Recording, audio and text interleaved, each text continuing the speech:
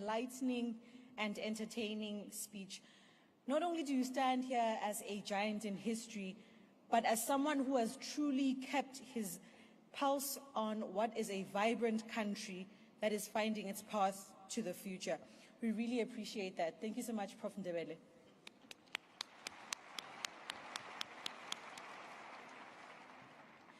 Our next speaker is an activist from humble beginnings who rose to become a world-renowned business leader. He is the founder of mining giant African Rainbow Limited, through which he has distinguished himself as an entrepreneur with exceptional skill. Not stopping there, however, this true son of Africa is a trailblazer in responsible corporate citizenship.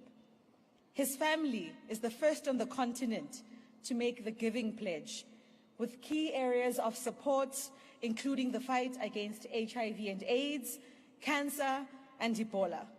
This giant also supports education, music and arts, religious and non-governmental organizations.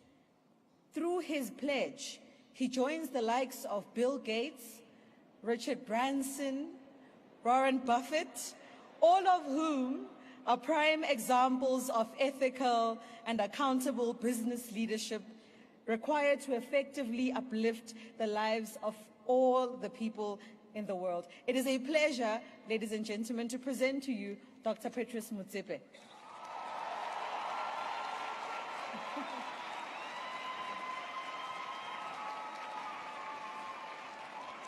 Thank you. Thank you very much. I think the presence of each and every one of you is a living proof that the legacy, the spirit, the values of Nelson Mandela is alive. And also that the spirit of the Rainbow Nation. I mean, you represent South Africa in its beauty, in its inclusivity, in its common commitment to what Nelson Mandela stood for. And I think all of us take huge encouragement and huge inspiration from the commitment to uphold the legacy of Nelson Mandela and to continue this country on the path that he set for us.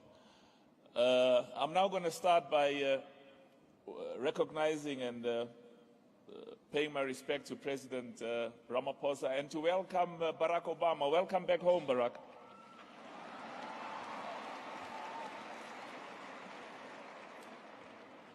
You represent the very best of America, the very best of Africa, and the very best of the world.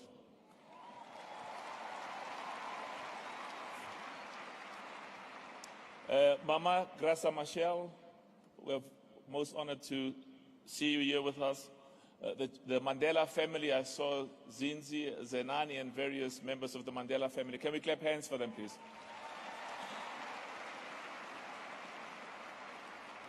The chairman of the Nelson Mandela Foundation and the CEO, the king of the Zulu nation, Isilo Samabanja, and all traditional leaders and kings who are here with us. His Grace Bishop Barnabas Likhanyani, and all of the religious leaders and faith-based leaders who are here with us.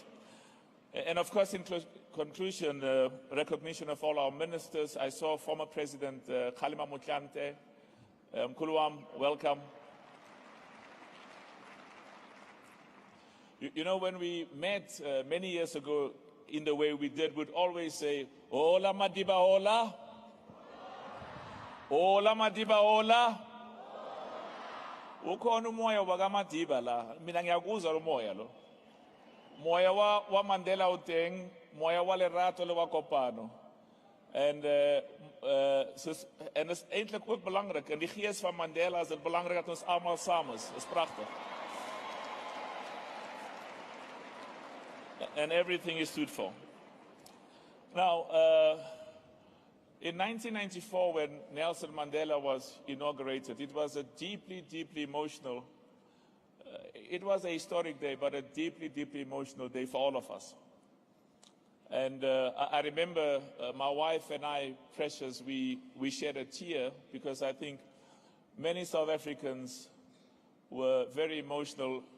We never thought that we would live to see Mandela take that oath as president of this country and unite all of us and give hope and inspiration to all of us. But President Obama, we had the honor of also going to your inauguration in 2009, as well as in 2013. And we left and worked in America for some time.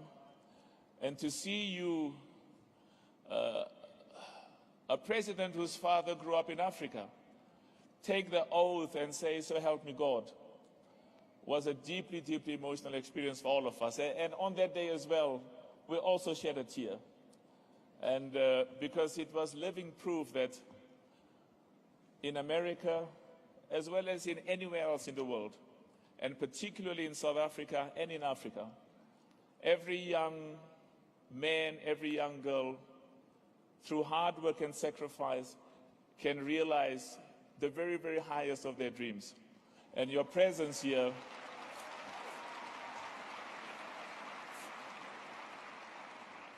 is a strong indication of that inspiration, that hope, and that belief in self-ability and the realization that indeed through hard work and sacrifice, our young people and all of us as a nation can realize the dreams that Madiba stood for and the dreams that each of us uphold.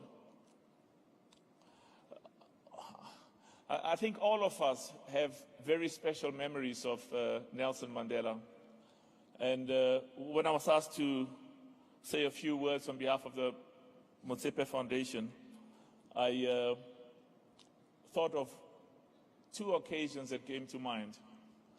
On the one occasion, we had a meeting with Madiba as business leaders. And I think the meeting was in Sandton, at the Sandton Convention Center. And a few months afterwards, we had another meeting. And he called me aside and he called me aside and he said to me, there was something I liked in what you said at the business meeting at the convention center. And I was a bit embarrassed because that meeting was so many months ago and I didn't remember what I had said. So I sort of humbly asked, Tata, can you please remind me, what did I say?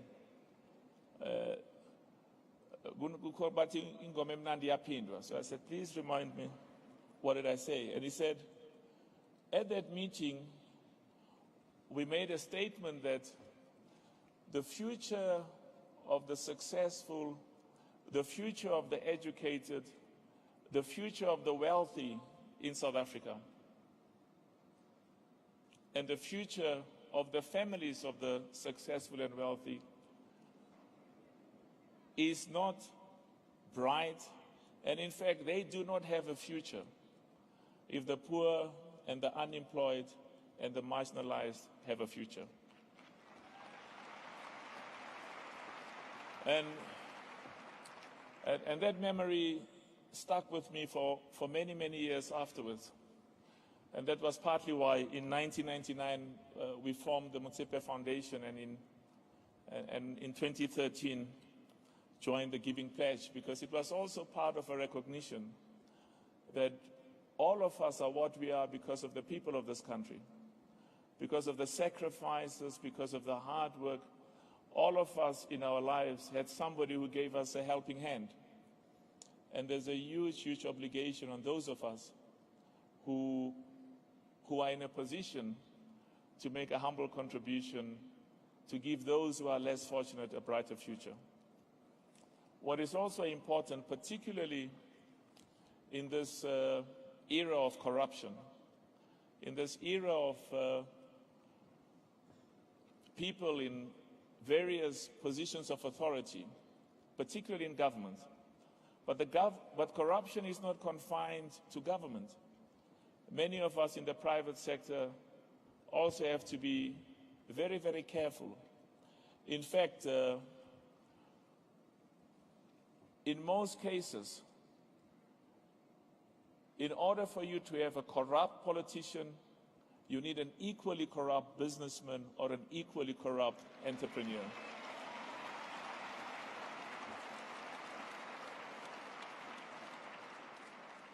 In many instances, in South Africa and in Africa and in many parts of the world, the initiators of corruption are us, business people, those of us in the private sector. And it is very, very, very important.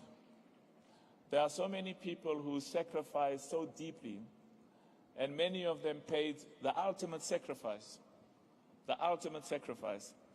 There's a huge duty and a huge obligation on all of us to make sure, on all of us in the business community, on all of us in the private sector, to make sure that in our interactions and engagements with politicians, with senior politicians, and particularly with those politicians that those of us in the business community may have a relationship with, that we behave in a manner that reflects zero tolerance of corruption, zero tolerance of any insinuation of improper conduct, and it's even more important that corruption is not just seen to be not tolerated, but that in the minds of ordinary South Africans, there is indeed a perception that there's a huge commitment to zero corruption and to uproot corruption. Now I'm going to, it's fine, you can clap hands, it's fine. I'm now going to sit down, and I want to conclude by saying that once more, welcome home, Barack. You inspire us immensely, and we want to continue working with you to those values of equal opportunities, equal access to opportunities for ordinary citizens, and particularly for the poor and for young girls, and the values of freedom of speech, freedom of association, the sort of universally accepted values that gives hope and gives inspiration, that we adhere to them and uphold the legacy and the values of Mandela, and make sure that we build in this country the best place for all our people. South Africans are caring people, South Africans are loving people, and together we will make this the best place in the world. Thank you very much.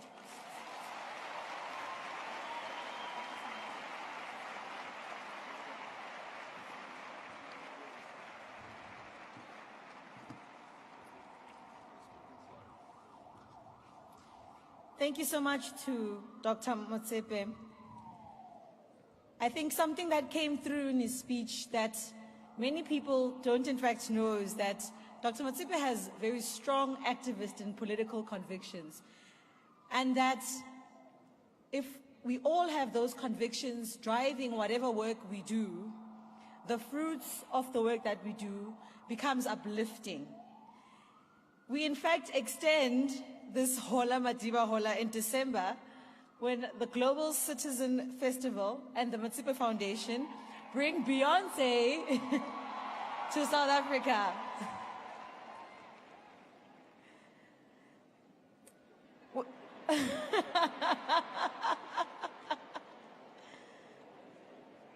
With that being said, I now welcome our next speaker. Born in Gaza, Mozambique, she is a member of the Mozambican Liberation Front, which fought for and won independence in 1975. She is a humanitarian, a global advocate for women and children's rights, and an international stateswoman in her own right. She was married to Nelson Mandela from 1998 till his death. And when describing her, he once said that she makes him bloom like a flower. Ladies and gentlemen, it is an honor to invite Mrs. Graça Machel to the podium.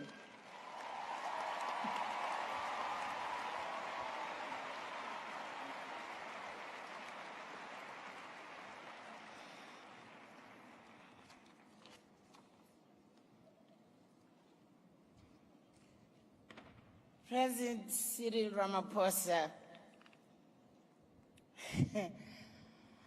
I can see Madiba smiling to hear me calling President Ramaphosa.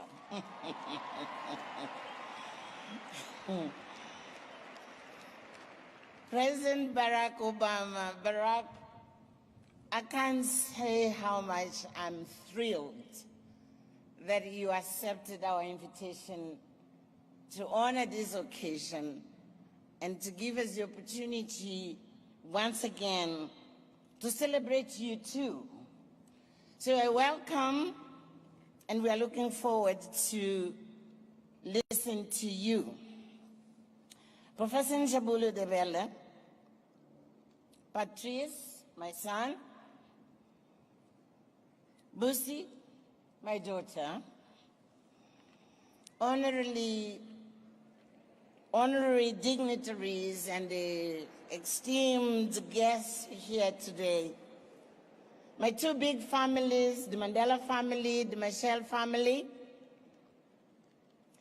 my very special brothers and sisters, the elders who are here represented, all of you South Africans, today you are very special. Good morning. No, it's afternoon. Good afternoon.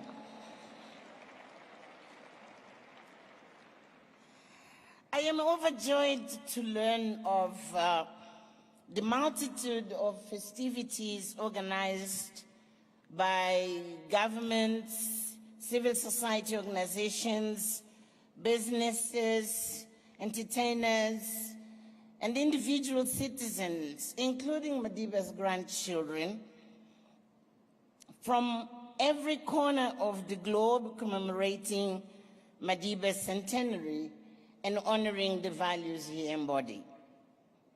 I can certainly say with no hesitation that these celebrations make Madiba incredibly happy and proud. I'd like to thank the Nelson Mandela Foundation for being a watchful custodian of Madiba's legacy and offering an important platform for public discourse and meaningful dialogue in the form of these Nelson Mandela annual lectures. In conjunction with the Nelson Mandela Foundation, I salute all the legacy institutions Madiba established, for they hold a special place in the grand kaleidoscope of organizations carrying out the important work of social transformation. I mean here the Nelson Mandela Children's Fund, the Nelson Mandela Children's Hospital, the Mandela Rhodes Foundation, the Mandela Institute for Development Studies, and the elders. These organizations were personally founded or endorsed by Madiba, and their mandates carry his blessing. Thank you for your tireless efforts to advance the causes that he held so dear. Madiba's centenary is an opportunity to acknowledge his incredible uniqueness in all its forms. Let us not celebrate him singly as an individual, however. As given the humble and modest man that he is, he sees himself as a representative of a broader collective leadership. Madiba's legacy is a rich tapestry woven over 100 years with the threads and colors of generations of leaders who came before him, as well as those who sat as his contemporaries. Let me pause here and ask you to celebrate with me Mama Albertina Sisulu, who also is turning 100 years this 2018. And with loud and loud so that Mama can hear, Utita Basadi, Utita Bokodo. Hello, Mama, we love you. Over decades, he was a student, Madiba was a student of African heritage and leadership traditions. He took close note of the philosophical leanings of a wide range of thought leaders. He dutifully analyzed the approaches of freedom fighters, political prisoners, and heads of state. He was also inspired by the activism of artists, creatives. The struggle hero, the skillful strategist, the visionary statesman, the global icon he is considered today, is a product of this collective leadership. The tapestry of his legacy is woven by generations and generations of great thinkers and strategists, freedom fighters in all their interactions, as well as the unnamed and unknown who piqued his imagination, sharpened his keen intellect, and kept his moral fortitude alight. As we celebrate him and honor his contributions to the world, we must remember that while his political party, the African National Congress, strategically thrust him forward as the symbolic face of the struggle, and the world embraced him as such, he was not acting in singular isolation.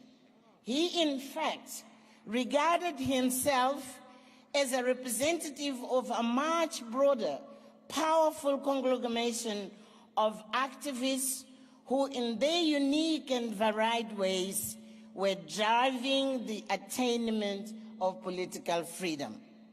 He considered himself a simple foot soldier. We remember on his jubilant release, he exclaimed, I quote, "I stand here before you, not as a prophet, but as a humble servant of you, the people." We, the people, need unifying symbols in which we rally around. And we often elevate symbols who take on the dreams and aspirations of millions of us to deity-like status. Madiba became selfless symbol of unrelenting resistance, of hope, of resilience, and of victory. He embodied the sacrifices, courage, and determination of millions who worked in concert to overthrow the evils of apartheid. Perhaps his resolute commitment to his ideals in the face of seemingly unsurmountable odds, his incredulous strength of character and integrity, and his affirmation of the narrative that indeed good can triumph over evil are why we admire and we revere him so. Madiba internalized the courage and determinations of his own people and gave the absolute best of himself to give to South Africa its political freedom. But even having achieved the highest aspirations of humanity, the Madiba I know is a simple, grounded, and humble man. I want to share with you one of the moments where this humility expressed itself so genuinely.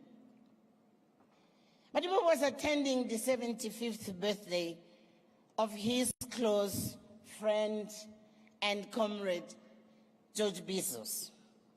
The event was a star-studded affair with anti-apartheid struggle heroes, VIPs from around the world in attendance. He was getting on in age by then and was not in a position to enjoy the festivities well into the night.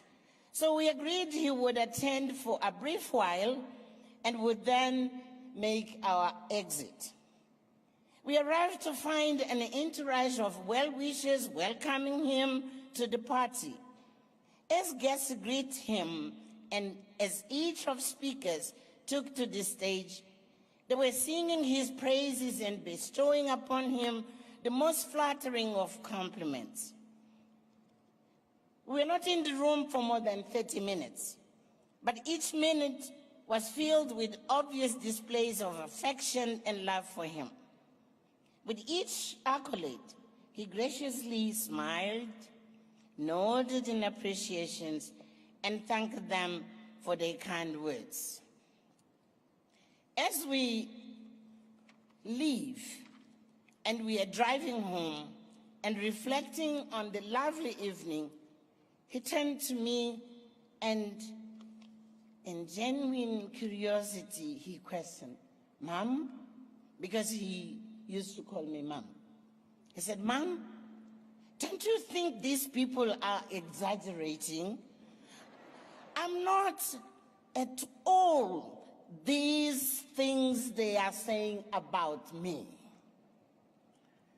His self-effacing disbelief made me chuckle, and I gently reassured him.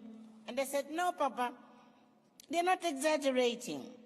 Yes, you are indeed all these wonderful things they said tonight, because you represent the best of what so many of us aspire to be." He nodded in seeming agreement, but I could tell he did not fully believe me. You see, he was cognizant of the fact that he was a flawed human being and said in many occasions that he was not a saint. The stature to which he had risen and the symbol of virtue that he had become did not shake him into pompous arrogance. Despite his monumental achievement, his incredible influence and impact, and overwhelming fame and notoriety, the essence of who he was and his level of self-awareness had never been altered. His sober view of himself was that of, many times you'd say, "I am a country boy."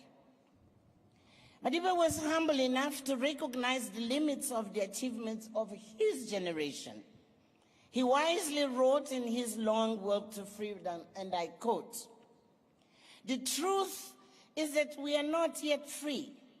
We have merely achieved the freedom to be free, the right not to be oppressed. We have not taken the final step of our journey, but the first step on a longer and even more difficult road. For to be free is not merely to cast off one's chains, but to live in a way that respects and enhances the freedom of others," unquote. Madiba and his contemporaries laid a solid base for today's generation to now stand free and unconstrained in the continued long work for equality and prosperity for all. They provided the enabling environment for the youth of today to build on foundations of political emancipation and continue weaving a tapestry of their own historical imperative and the thread in social and economic freedom.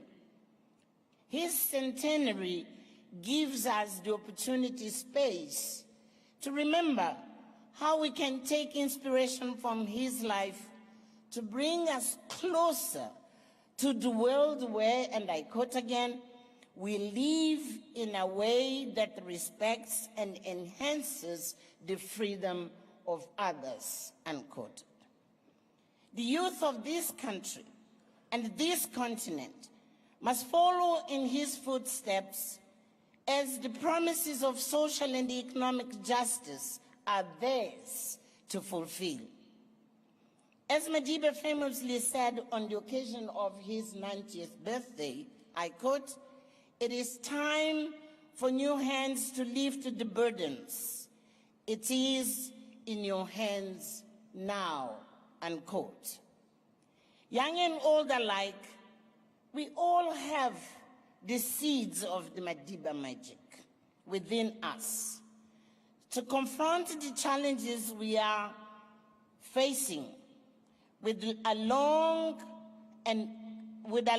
our own to freedom. We all have both the ability and the responsibility to touch the lives of those around us and uplift our communities.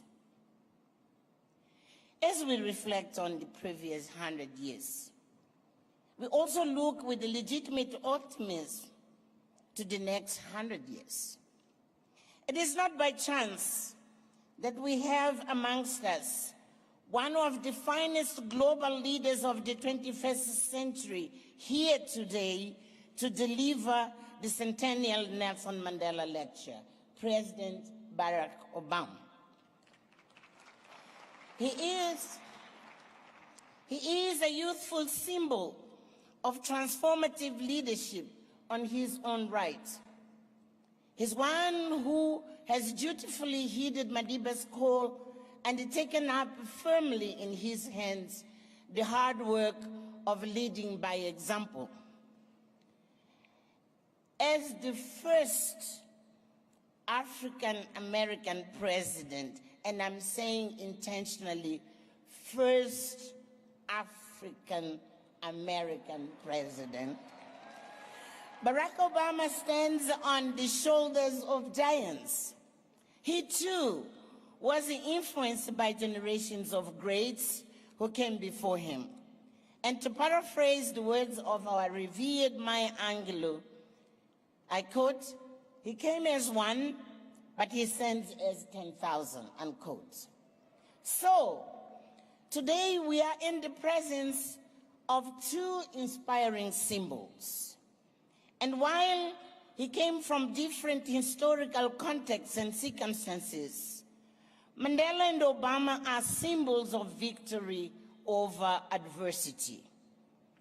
We have before us a beautiful bridge between the best of leadership of the 20th century to the promise of what is emerging for the 21st century. And here, I want to take the pride as an African mother and grandmother. This beautiful bridge is built by men of African heritage. And this means the best of what we as Africans, we are offering to the world, that we can be the best of what humankind can find in situations of adversity, but lead for service. Rooted in the deep desire to elevate the human condition, both have been faithful to the dreams and aspirations of their people. They rose to global prominence fueled by their activism at grassroots, and they are loyal to the values and principles instilled in them by their communities, which molded their character and nurtured their inner strength. From the humbles of beginnings, they are representatives of the masses and reached the pinnacle of power and influence.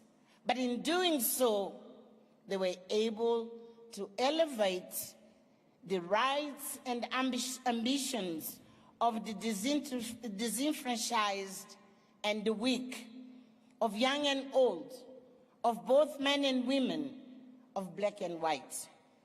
And it took us as a human family to a space where we recognize our common humanity and we understand how inextricably connected we are as human race.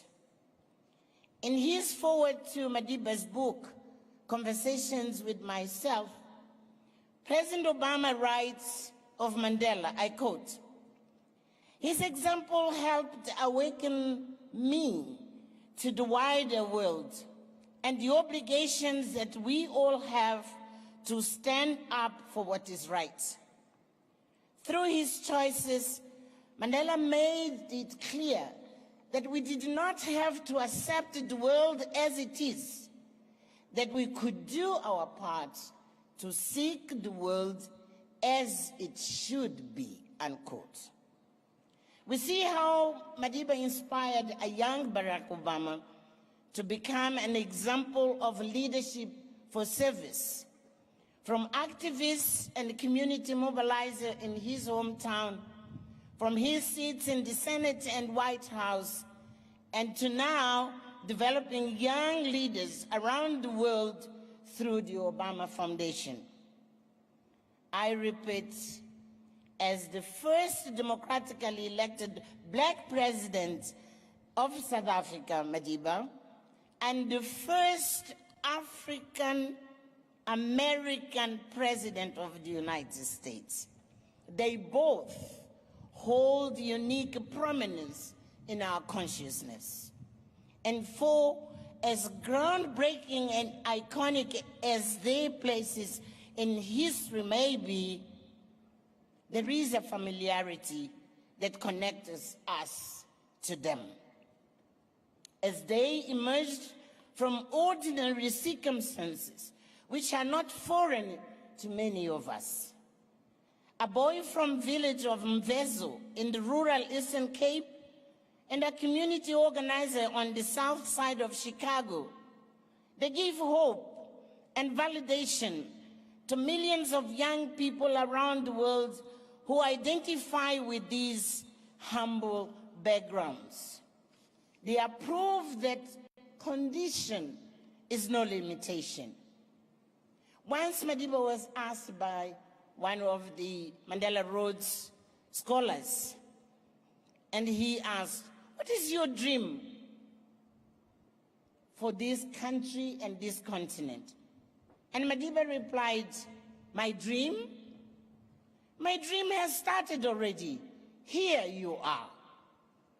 To honor Madiba's legacy is to search and find in every one of us those values and strengths that enable us to go beyond ourselves, to embrace the bigger causes, to take risks, to make sacrifices for what is right, to be in service to others so that every single human being lives with dignity and in freedom.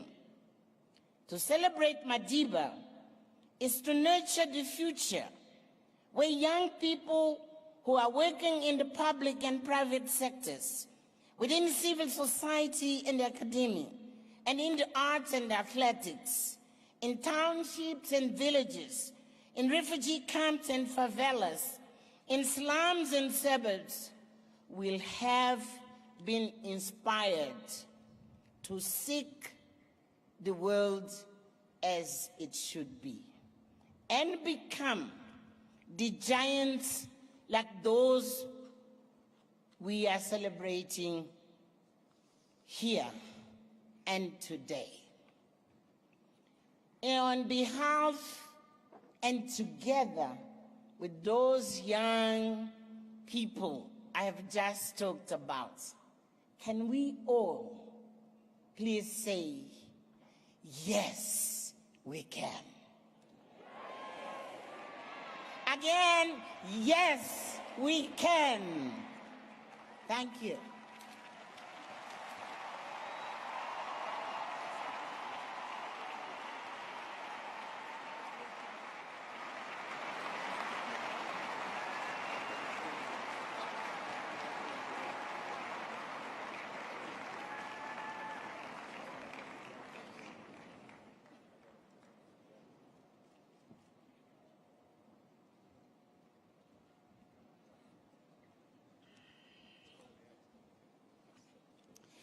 It is my singular honor to introduce two persons who really don't need any introduction to an audience such as this one. So my task is short and immensely pleasurable. Firstly, President Cyril Ramaphosa.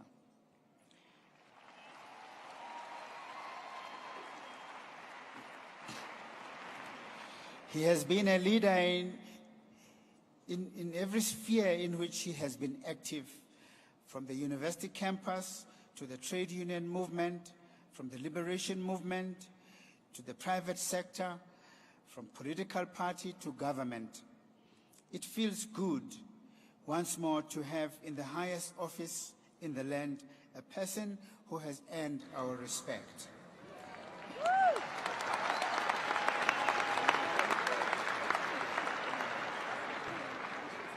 The high regard Nelson Mandela had for him as a leader and as a colleague is well known, and the two had a long association.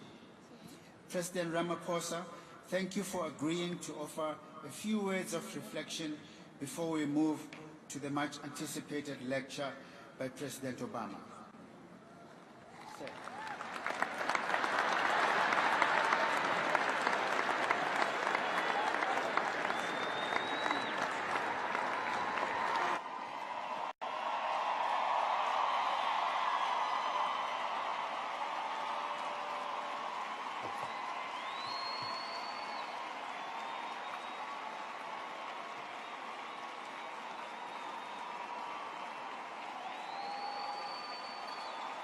Thank you.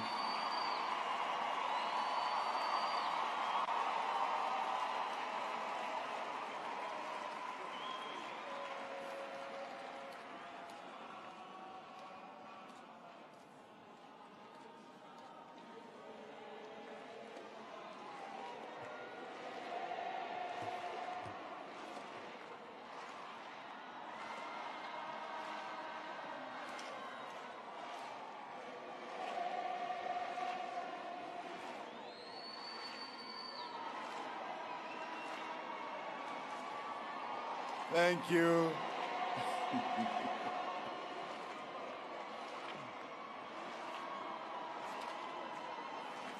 Thank you.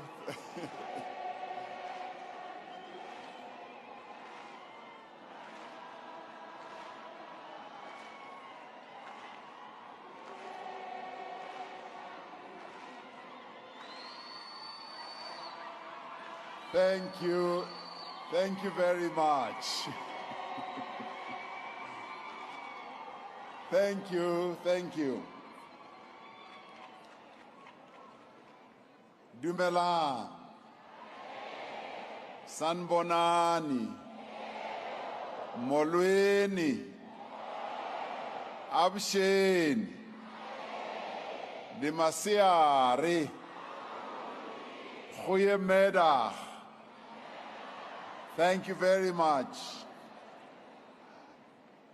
Program Director, Chairperson of the Nelson Mandela Foundation, Professor Jabulo Ndebele, Mama Graça Machel, the Mandela and the Machel families, President Barack Obama, King Zwelithini, the Elders Collective that was set up by Madiba, represented here by the former Secretary General of the United Nations, Kofi Annan,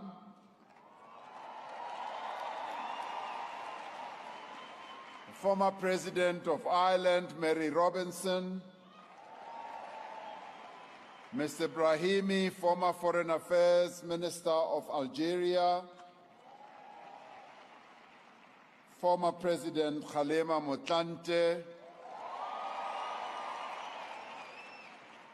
ministers of our government, Premier of Gauteng, David Makura, leaders of various political parties. I saw General Holomisa here, and leaders of non-governmental organizations, faith-based organization leaders. I saw Bishop Lekhanyane, the head of the Motsepe Foundation, Mr. Patrice Motsepe, the Chief Executive Officer of the Nelson Mandela Foundation, distinguished guests, and ladies and gentlemen. It is indeed a real pleasure to be here for me to present President Barack Obama. South Africans, and indeed many other people around the world, are truly humbled and privileged to be participating in this celebration of the centenary of Nelson Mandela, the father of our democracy, and Mama Albertina Sisulu throughout the whole year.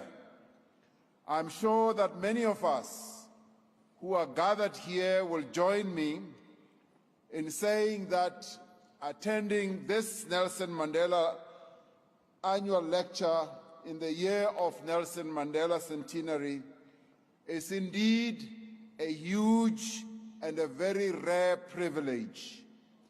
But more importantly, it is because President Obama agreed to come that many of us are here today. We'd like to thank the Nelson Mandela Foundation for having extended this invitation to all of us to participate in this historic moment. From the very first lecture, this Nelson Mandela annual lecture has been global in its ambition. It has also been broad and inclusive in its outreach, and that is why there are so many of us here today, but many more of our people, South Africans, are watching this lecture live on television and listening on radio.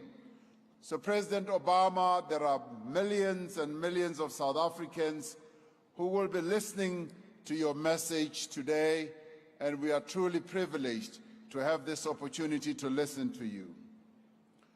Those invited to deliver the lecture in the past have included prominent leaders, thinkers, and activists from across the African continent and from across the world.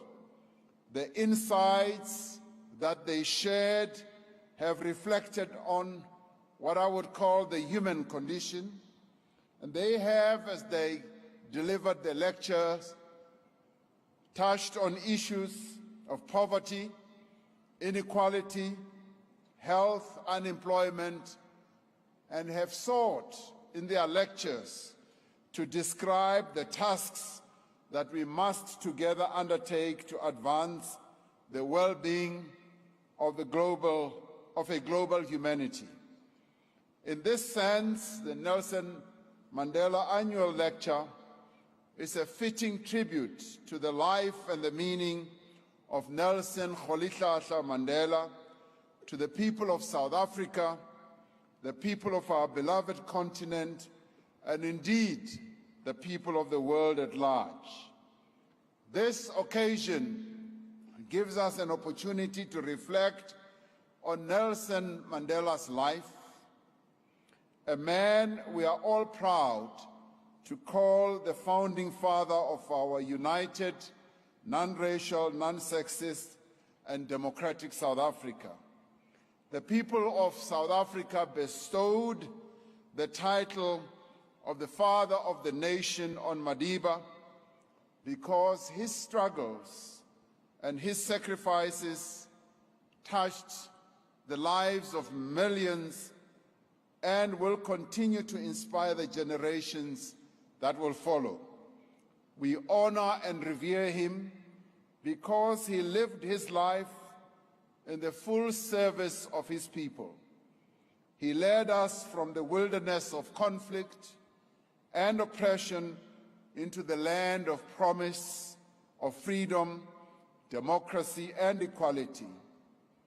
His vision, his values, and his influence are universal. They cross borders, they span continents, and also reach across time. As we celebrate the 100th anniversary of his birth, as we reflect on an extraordinary life, we are bound to acknowledge that the greatest trait of this son of the African soil was really his humanity. He is hailed as a global icon. He is memorialized as in towering statues in many parts of the world. His likeness adorns our national currency, yet his most enduring accomplishment was to teach us what it means to be a human. As South Africans, we are proud to say that he was one of us, that he was born of us, and he was formed by us, and was a product of us, his people. Yet we know that he belonged to the world. Nelson Rolihlahla Mandela appealed beyond the boundaries of race, color, class, gender, or nationality, beyond differences of faith, creed, or affiliation. As a leader of his organization, the African National Congress, he ensured that his ANC became the leader of society as a servant of the people. He shared with us many of the same frailties and doubts, the same weaknesses and fears. Like us, he was not perfect. That is why he constantly sought his better self. This makes his life and his contribution all the more remarkable. He demonstrated with greater effect than most the extent of a human's capacity for love, for compassion, and forgiveness, for wisdom, humility, and understanding. Madiba challenged us to reach beyond our grasp to achieve what we thought impossible. He taught us to strive, to struggle, to serve, and to do so selflessly. Now, as we celebrate the 100th anniversary of his birth, we are called upon not only to uphold his values and to emulate his humility and his selflessness. We are called upon by Madiba to be active in the struggle for a better South Africa, a better Africa, and a better world. Madiba's enduring legacy is that he expects us to fight for the interests of the poor, the vulnerable, and the marginalized. We are called upon by Madiba to prosecute a progressive struggle against inequality, racial discrimination, ethnic chauvinism, and patriarchy. We are called upon by Madiba to join hands with like-minded people around the world to resist the domination of global affairs by the rich and the powerful. He calls upon us to heal our nation and to change the world. In the year of renewal, as our nation is filled with renewed hope with the future, I keep hearing Madiba's voice right into my ear, saying, I am sending you to serve the nation.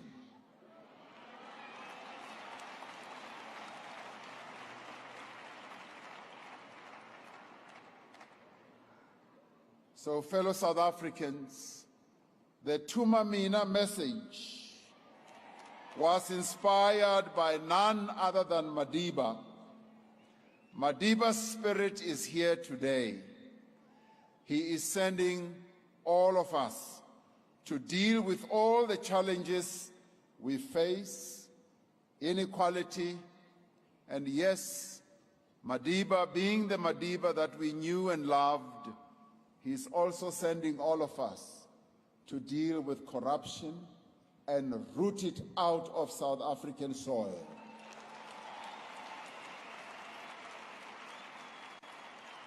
It is therefore fitting that in this year of Madiba's centenary, the Nelson Mandela Foundation has invited President Barack Obama to deliver the 16th Nelson Mandela Annual Lecture.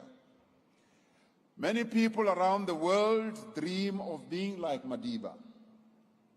I have laid in my bed many a times and dreamt of being like Madiba.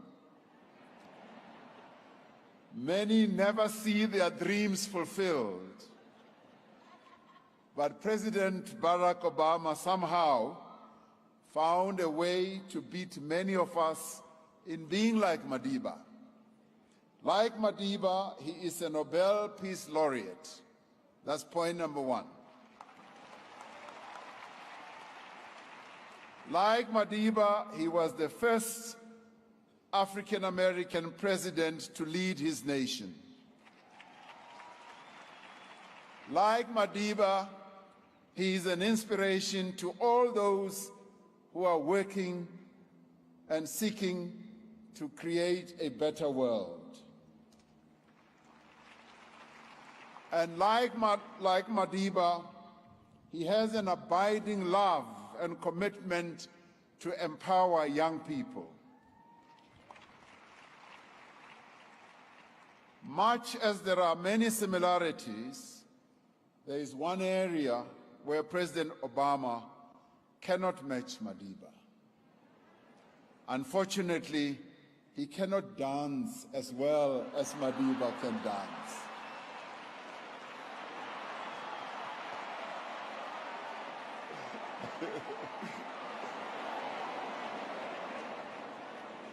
And in case you think, like a politician, I'm lying,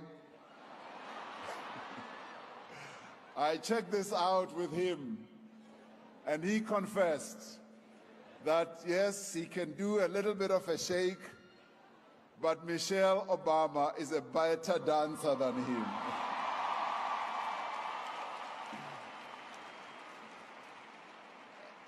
As South Africans, we celebrated President Obama's election as the 44th President of the United States, not merely because he was a son of this continent, but because he embodied many of the values and aspirations that defined our struggle for liberation. We recognize in him the qualities that we saw in great leaders like Nelson Mandela: humility, wisdom, compassion, as well as an extraordinary ability to inspire hope and to urge a nation to action. We saw a leader who had dedicated a remarkable political life to challenging prejudice and discrimination, to championing the cause of the poor and disenfranchised people, and to pursuing justice and equality. In him, we found an American president concerned as much about the fate of humanity as the future of his own countrymen and women, a leader who recognized the indivisibility of the global community and who desired, like us, to forge a common future. In him, President Barack Obama, we found an ally, we found a friend, we found a kindred spirit, and we found a brother. It therefore gives me great pleasure to invite President Barack Obama to deliver the 16th Nelson Mandela Annual Lecture. I thank you.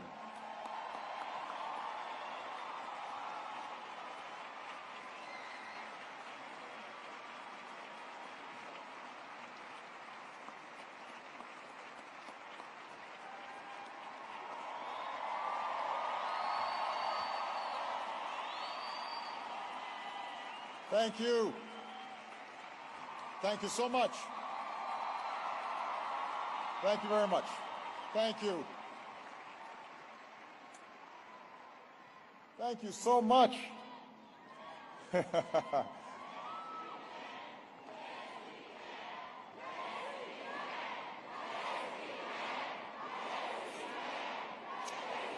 you.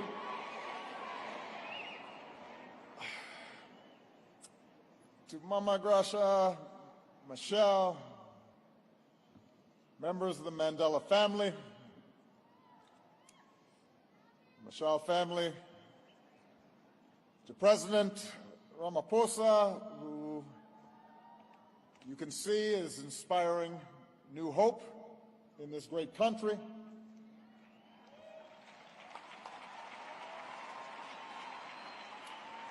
Professor, doctor,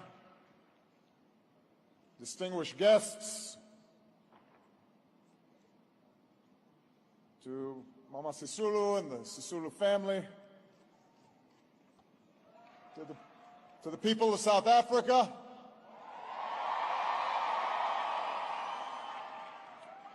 it is a singular honor for me to be here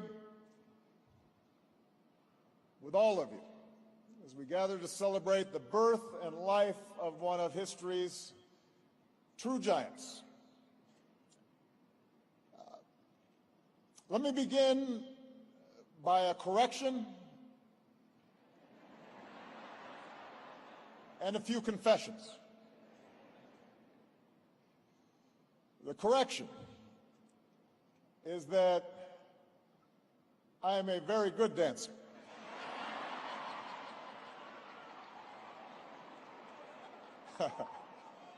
I just want to be clear about that.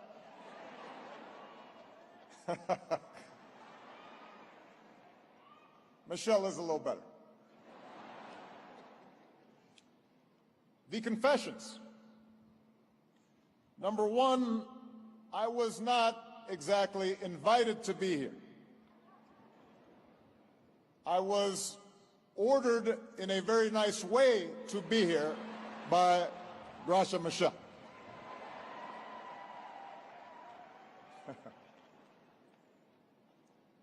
Confession number two. I forgot my geography and the fact that right now it's winter in South Africa. I didn't bring a coat, and this morning I had to send somebody out to the mall because I am wearing long johns.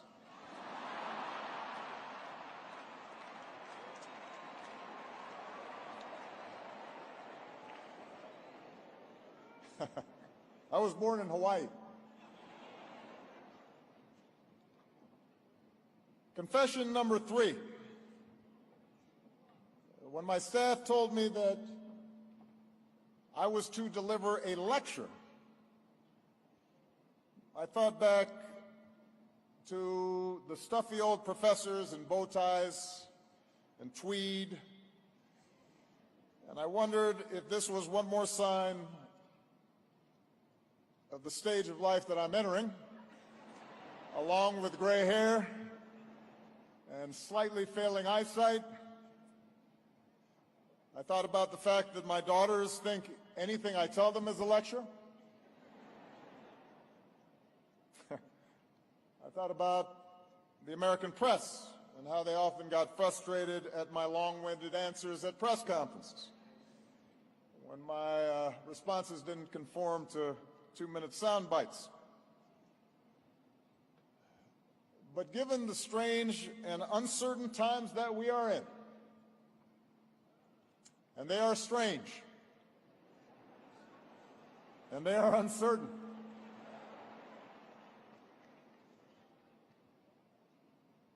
with each day's news cycles bringing more head-spinning and disturbing headlines, I thought maybe it would be useful to step back for a moment and try to get some perspective. So I hope you'll indulge me, despite the slight chill, as I spend much of this lecture reflecting on where we've been and how we arrived at this present moment. in the hope that it will offer us a roadmap for where we need to go next. 100 years ago, Madiba was born in the village of let's see there, I always get that. I got to get my M's right when I'm in South Africa. Mvezo. I got it. Truthfully, it's because it's so cold, my lips stuck. So in his autobiography, he describes a happy childhood. He's looking after cattle, he's playing with the other boys. Eventually he attends a school where his teacher gave him the English name Nelson. And as many of you know, he's quoted saying, "Why she bestowed this particular name upon me, I have no idea. There was no reason to believe that a young black boy at this time, in this place, could in any way alter history." After all, South Africa was then less than a decade removed from full British control. Already laws were being codified to implement racial segregation and subjugation, the network of laws that would be known as apartheid. Most of Africa, including my father's homeland, was under colonial rule. The dominant European powers, having ended a horrific world war just a few months after Madiba's birth,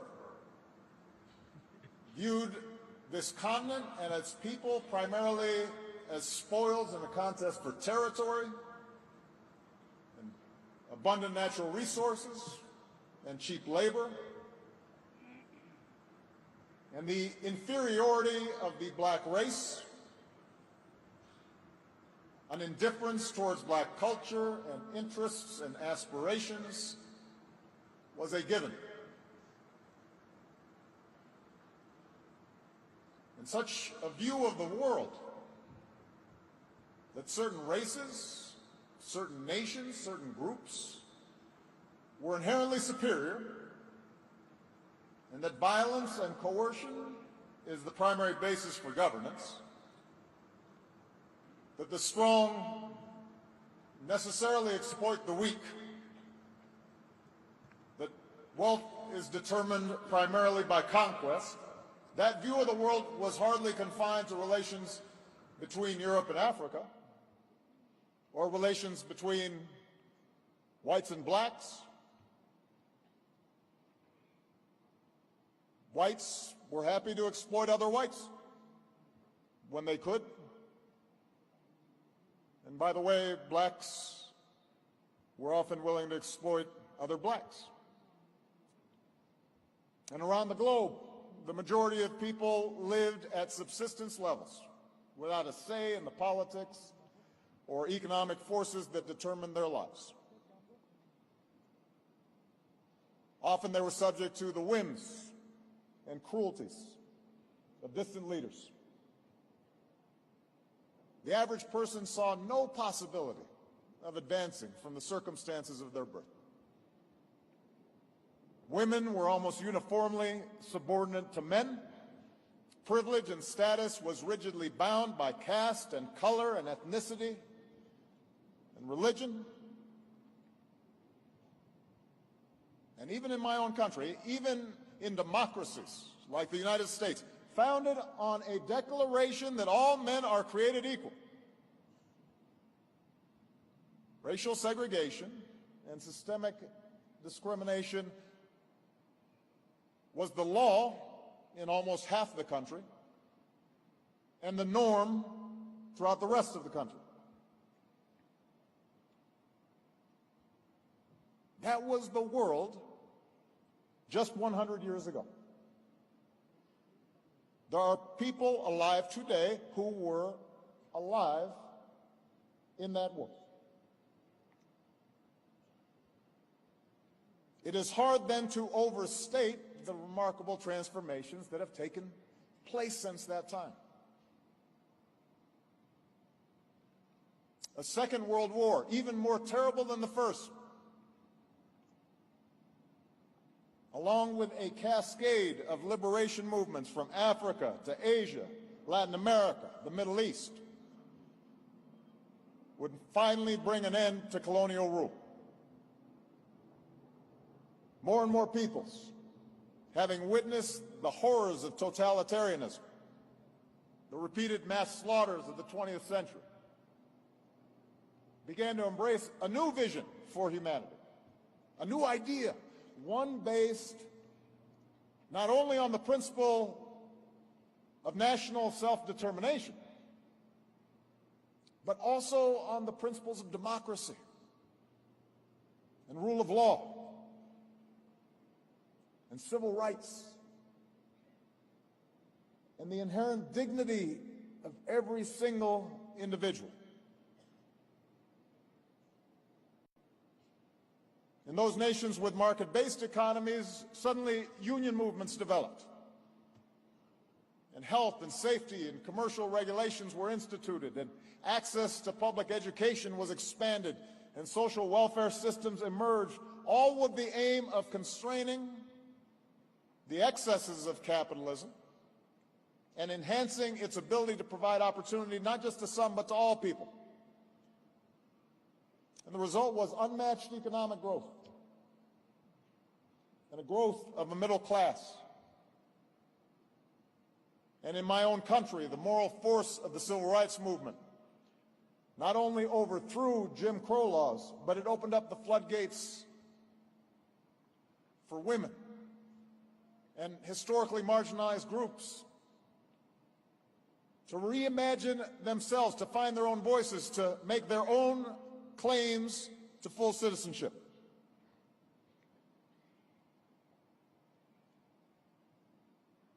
It was in service of this long walk towards freedom and justice and equal opportunity that Nelson Mandela devoted his life. At the outset, his struggle was particular to this place, to his homeland. A fight to end apartheid, a fight to ensure lasting political and social and economic equality for its disenfranchised non-white citizens. But through his sacrifice and unwavering leadership, and perhaps most of all through his moral example, Mandela and the movement he led would come to signify something larger. He came to embody the universal aspirations of dispossessed people all around the world, their hopes for a better life, the possibility of a moral transformation in the conduct of human affairs.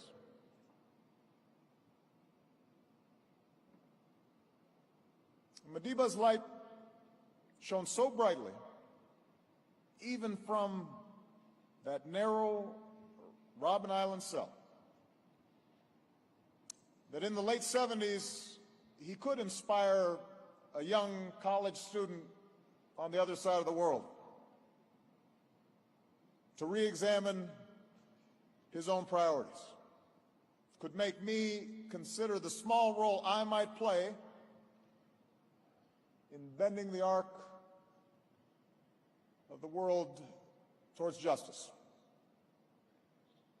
And when later, as a law student, I witnessed Madiba emerge from prison just a few months, you'll recall, after the fall of the Berlin Wall, I felt the same wave of hope that washed through hearts all around the world. You remember that feeling? It seemed as if the forces of progress were on the march, that they were inexorable. Each step he took, you felt this is the moment when the old structures of violence and repression and ancient hatreds that had so long stunted people's lives and confined the human spirit, that all that was crumbling before our eyes. And then, as Madiba guided this nation through negotiation, painstakingly, reconciliation, its first fair and free elections,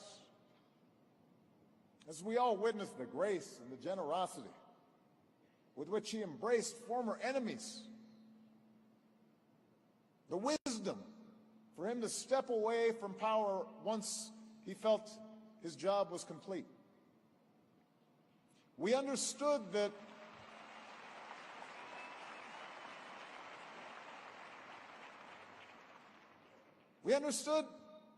it was not just the subjugated, the oppressed who were being freed from the shackles of the past. The subjugator was being offered a gift, being given a chance to see in a new way, being given a chance to participate in the work of building a better world.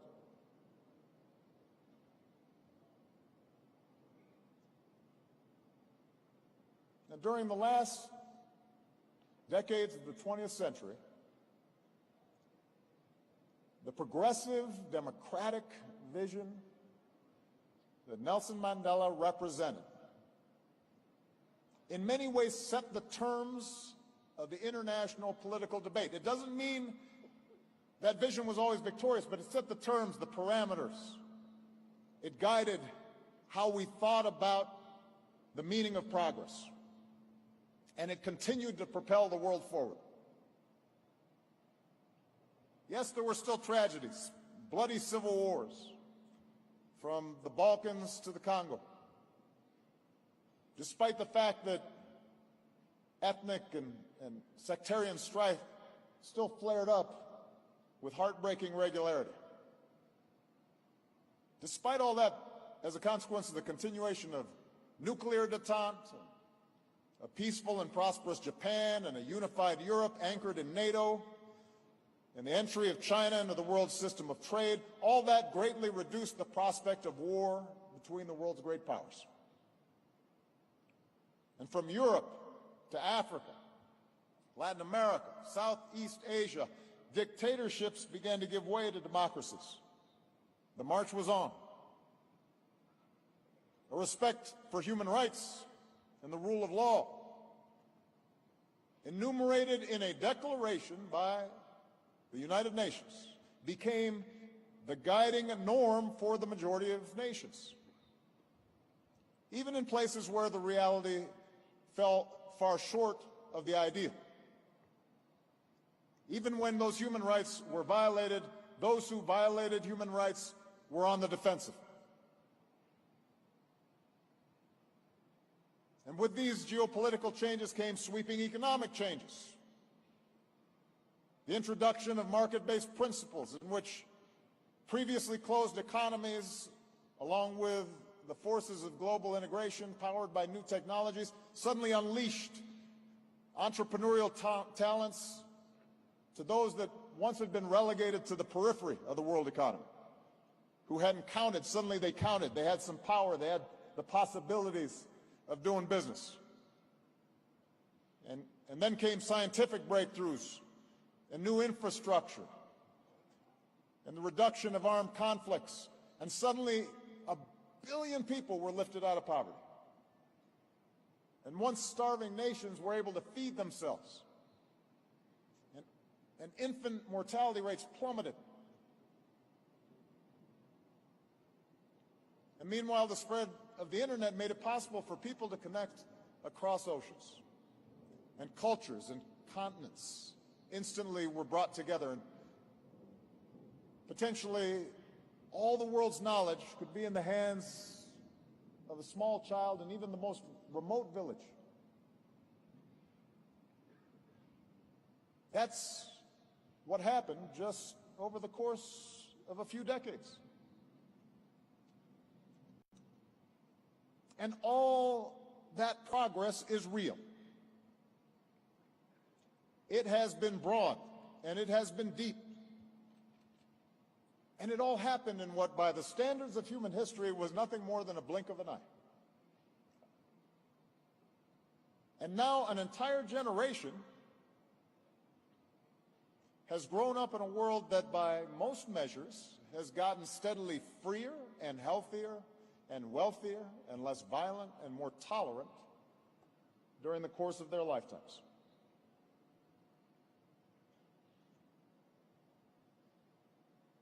It should make us hopeful.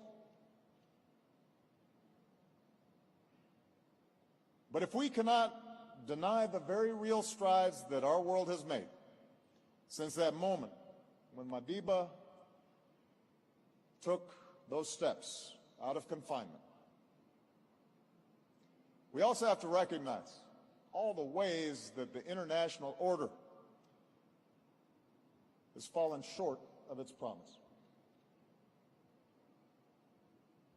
In fact, it is in part because of the failures of governments and powerful elites to squarely address the shortcomings and contradictions of this international order that we now see much of the world threatening to return to an older, a more dangerous, a more brutal way of doing business.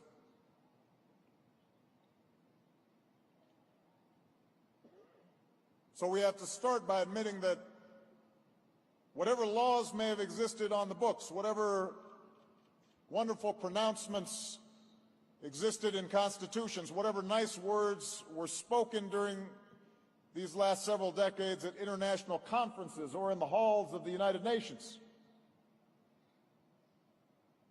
the previous structures of privilege and power and injustice and exploitation never completely went away.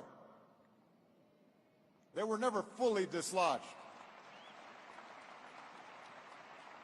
It will impact the life chances of people in the Indian subcontinent. Ethnic and religious differences still determine who gets opportunity, from Central Europe to the Gulf. It is a plain fact that racial discrimination still exists in both the United States and South Africa. And it is also a fact that the accumulated disadvantages of years of institutionalized oppression have created yawning disparities in income and in wealth and in education and in health, in personal safety, and access to credit. Women and girls around the world continue to be blocked from positions of power and authority. They continue to be prevented from getting a basic education. They are disproportionately victimized by violence and abuse. They're still paid less than men for doing the same work. That's still happening.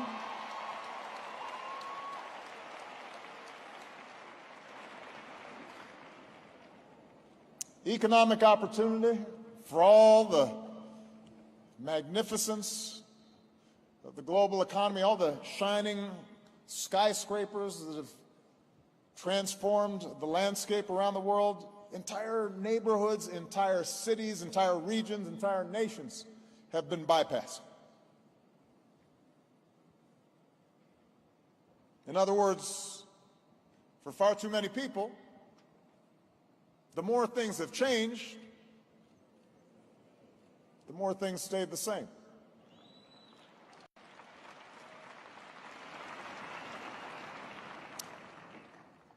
And while globalization and technology have opened up new opportunities, have driven remarkable economic growth in previously struggling parts of the world,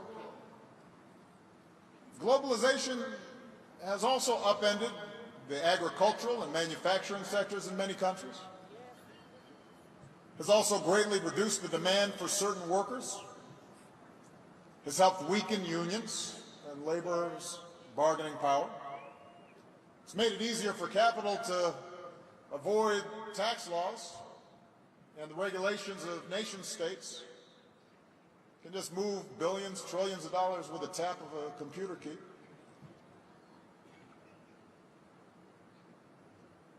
And the result of all these trends has been an explosion in economic inequality. It's meant that a few dozen individuals control the same amount of wealth as the poorest half of humanity. That's not an exaggeration, that's a statistic. Think about that. In many middle-income and developing countries, new wealth has just tracked the old bad deal that people got because it reinforced or even compounded existing patterns of inequality. The only difference is it created even greater opportunities for corruption on an epic scale.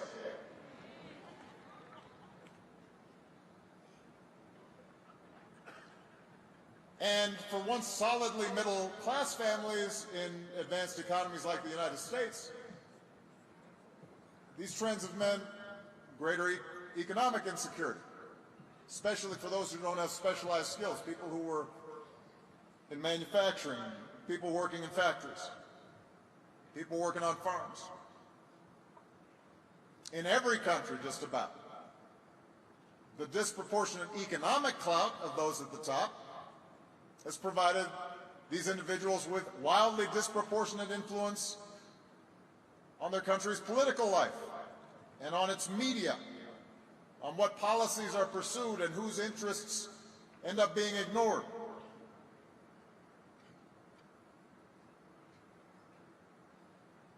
Now, it should be noted that this new international elite, the professional class that supports them, differs in important respects from the ruling aristocracies of old.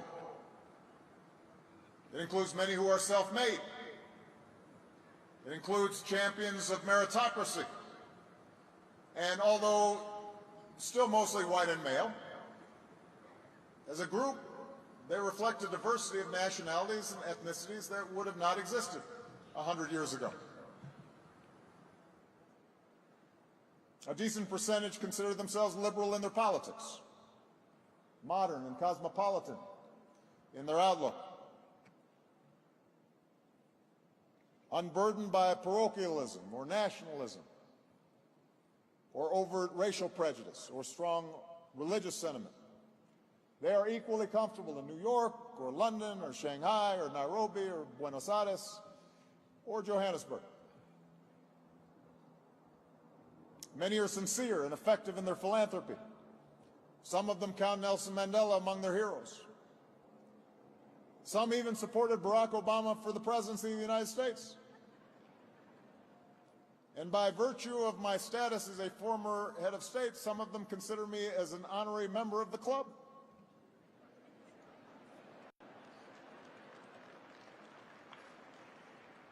You know, I get invited to these fancy things, you know. They'll fly me out.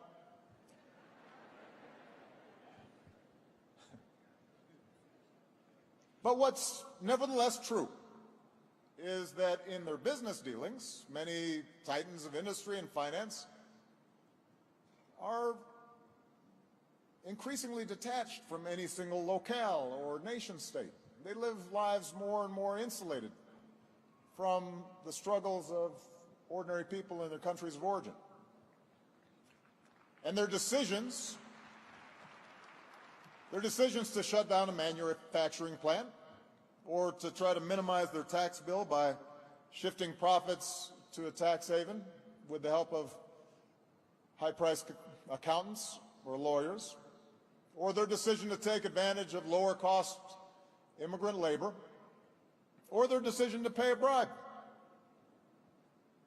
are often done without malice. It's just a rational response they consider to the demands of their balance sheets and their shareholders and competitive pressures.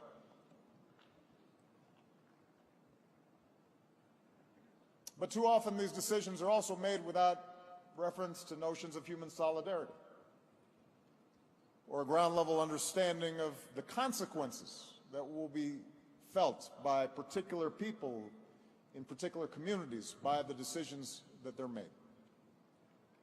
And from their boardrooms or retreats, global decision makers don't get a chance to see sometimes the pain in the faces of laid-off workers.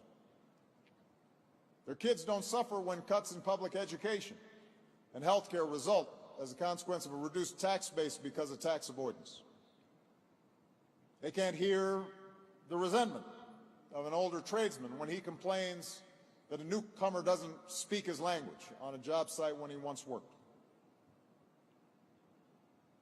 They're less subject to the discomfort and the displacement that some of their countrymen may feel as globalization scrambles not only existing economic arrangements, but traditional social and religious mores. Which is why, at the end of the 20th century, while some Western commentators were declaring the end of history and the inevitable triumph of liberal democracy and the virtues of the global supply chain, so many missed signs of a brewing backlash. A backlash that arrived in so many forms. It announced itself most violently with 9/11 and the emergence of transnational terrorist networks, fueled by an ideology that perverted one of the world's great religions and asserted a struggle not just between Islam and the West, but between Islam and modernity. And an ill-advised U.S. invasion of Iraq didn't help, accelerating a sectarian conflict.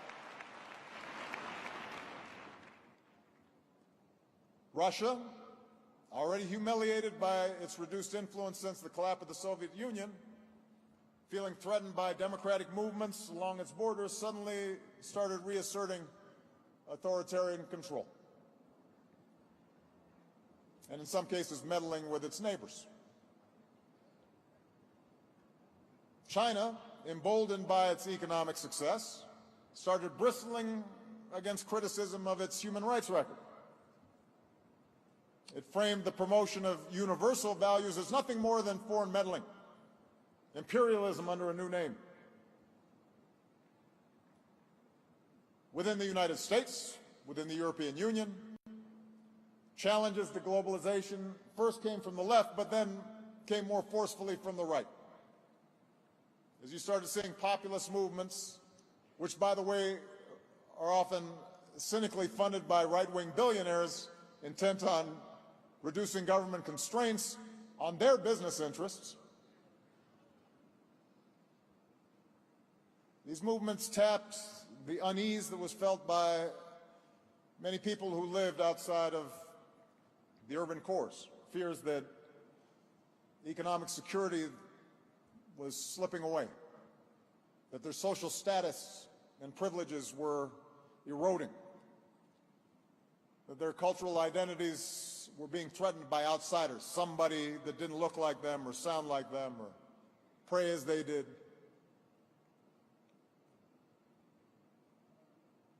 And perhaps more than anything else, the devastating impact of the 2008 financial crisis, in which the reckless behavior of financial elites resulted in years of hardship for ordinary people all around the world, made all the previous assurances of experts ring hollow. All those assurances that somehow financial regulators knew what they were doing, that somebody was minding the store, that global economic integration was an unadulterated good.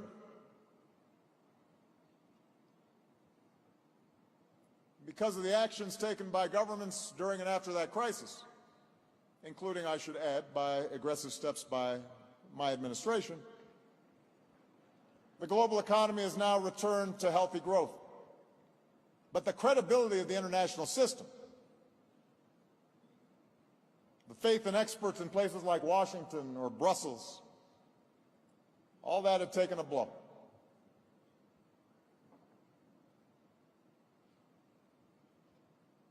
And a politics of fear and resentment and retrenchment began to appear. And that kind of politics is now on the move. It's on a move at a pace that would have seemed unimaginable just a few years ago. I am not being alarmist, I am simply stating the facts. Look around. Strongman politics are ascendant suddenly, whereby elections and some pretense of democracy are maintained, the form of it, but those in power seek to undermine every institution or norm that gives democracy meaning.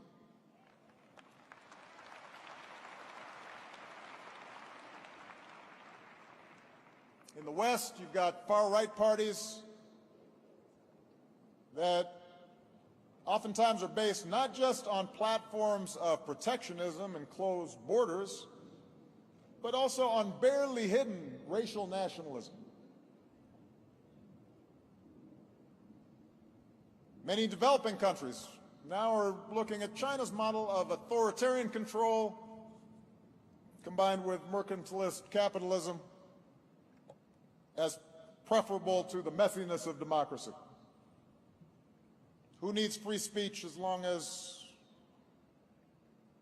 the economy is going good? The free press is under attack. Censorship and state control of media is on the rise. Social media, once seen as a mechanism to promote knowledge and understanding and solidarity, has proved to be just as effective promoting hatred and paranoia and propaganda and conspiracy theories.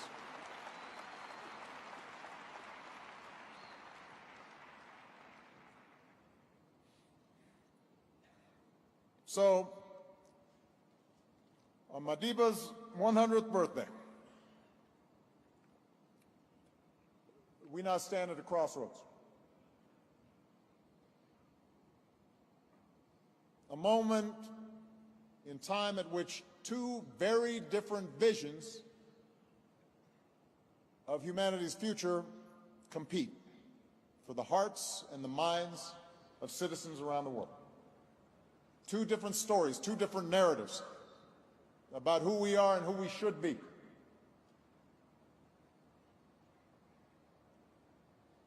How should we respond? Should we see that wave of hope that we felt with Madiba's release from prison, from the Berlin Wall coming down? Should we see that hope that we had as naive and misguided? Should we understand the last 25 years of global integration as nothing more than a detour from the previous inevitable cycle of history where might makes right in politics is a hostile competition between tribes and races and religions, and nations compete in a zero-sum game, constantly teetering on the edge of conflict until full-blown war breaks out? Is that what we think?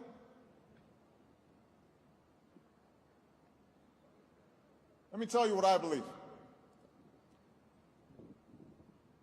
I believe in Nelson Mandela's vision.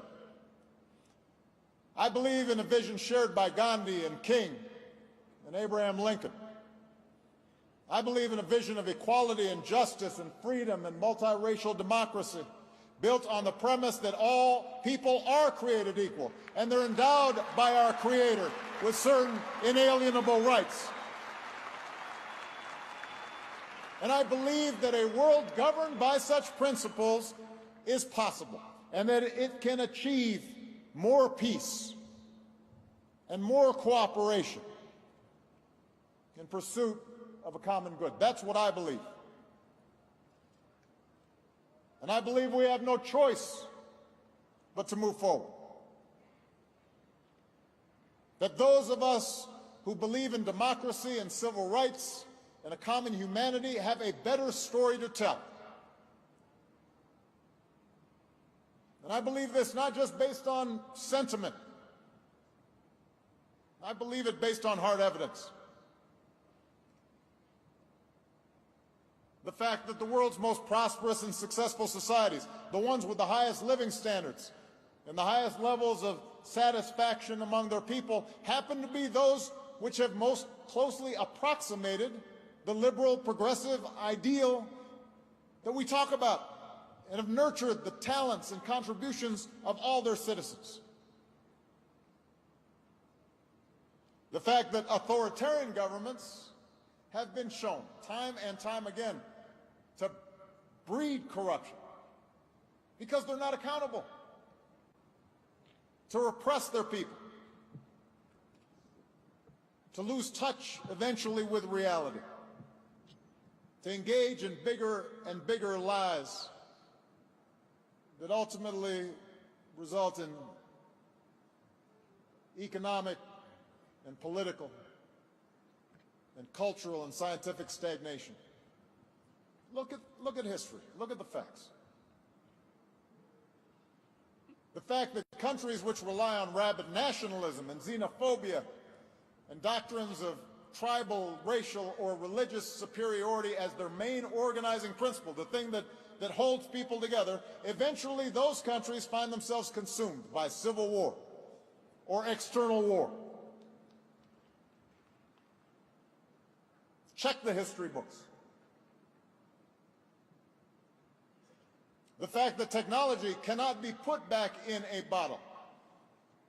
So we're stuck with the fact that we now live close together and populations are going to be moving.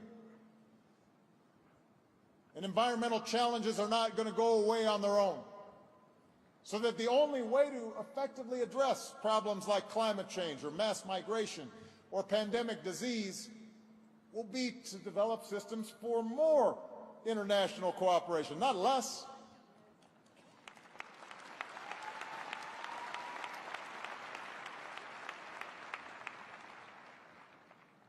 We have a better story to tell.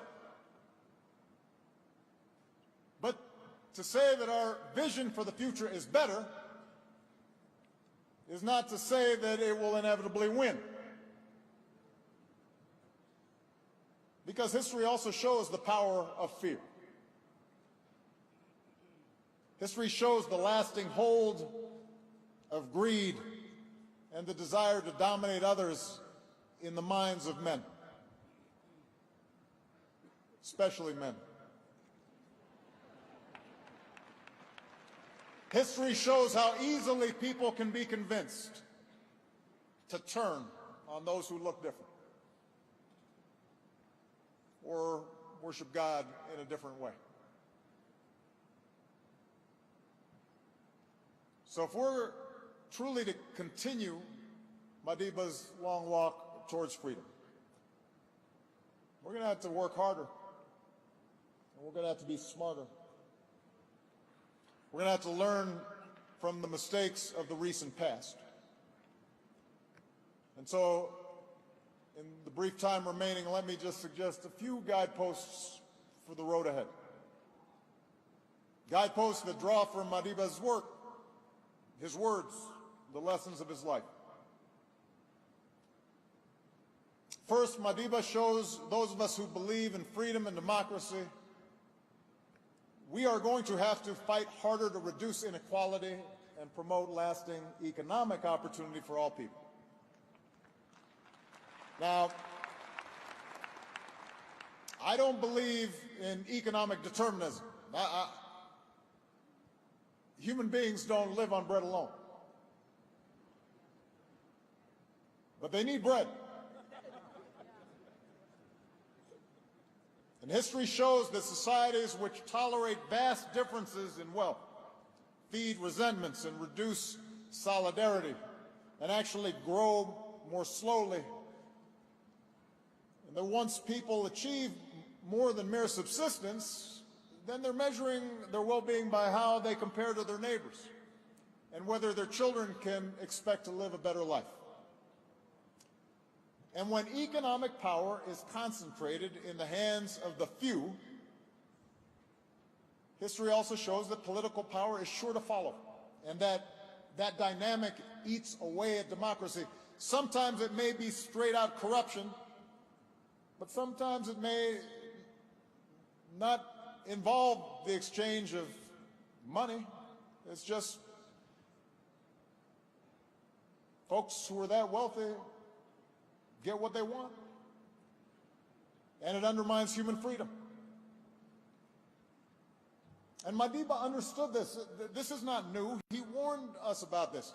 He said, where globalization means, as it so often does, that the rich and the powerful now have new means to further enrich and empower themselves at the cost of the poor and the weaker, then we have a responsibility to protest in the name of universal freedom.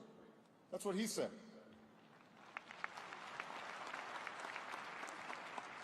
So if we are serious about universal freedom today, if we care about social justice today, then we have a responsibility to do something about it. And I would respectfully amend what Madiba said. I don't do it often, but I'd say it's not enough for us to protest. We're going to have to build.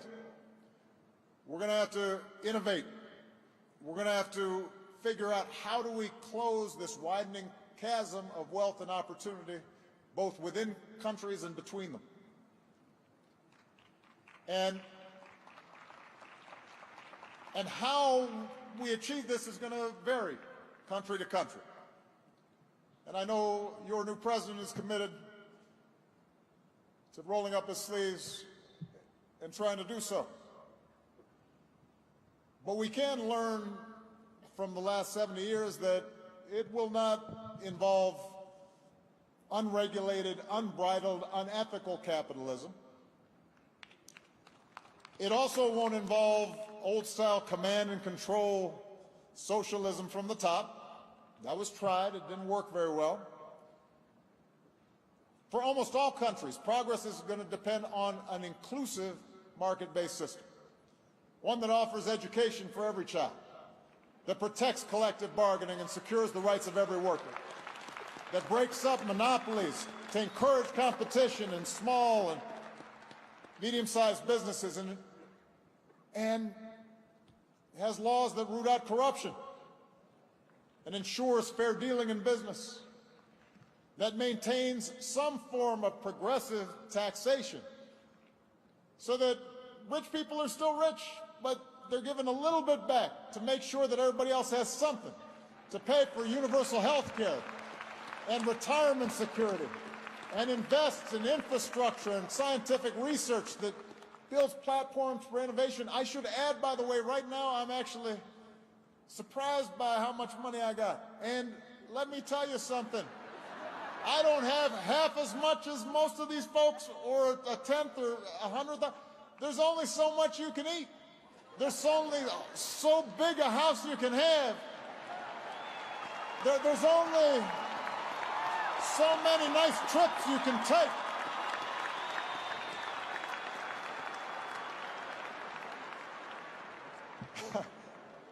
I mean, it's enough.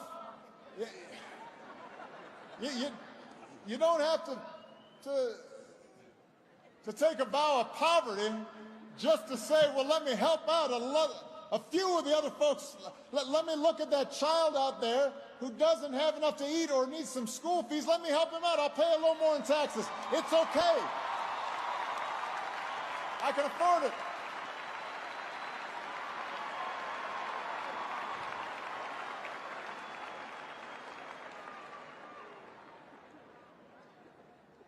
I mean, it shows a poverty of ambition to just want to take more and more and more. Instead of saying, well, I've got so much, who can I help? How can I give more and more and more? That's ambition. That's impact. That's influence. What an amazing gift to be able to help people, not just yourself. Where was I? I ad-libbed.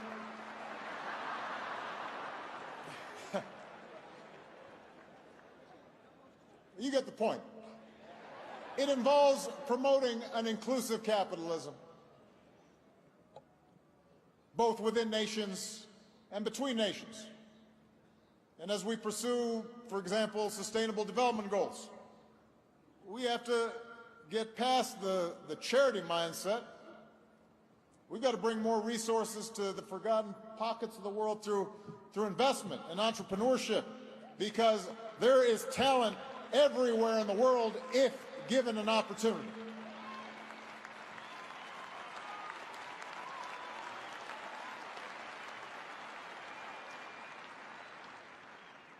When it comes to the international system of commerce and trade, it's legitimate for poorer countries to continue to seek access to wealthier markets. And by the way, wealthier markets, that's not the big problem that you're having. A small African country is sending you tea and flowers. That's not your biggest economic challenge. It's also proper for advanced economies like the United States to insist on reciprocity from nations like China that are no longer solely poor countries, to make sure that they're providing access to their markets and that they stop taking intellectual property and hacking our servers. But even as there are discussions to be had around trade and commerce, it's important to recognize this reality.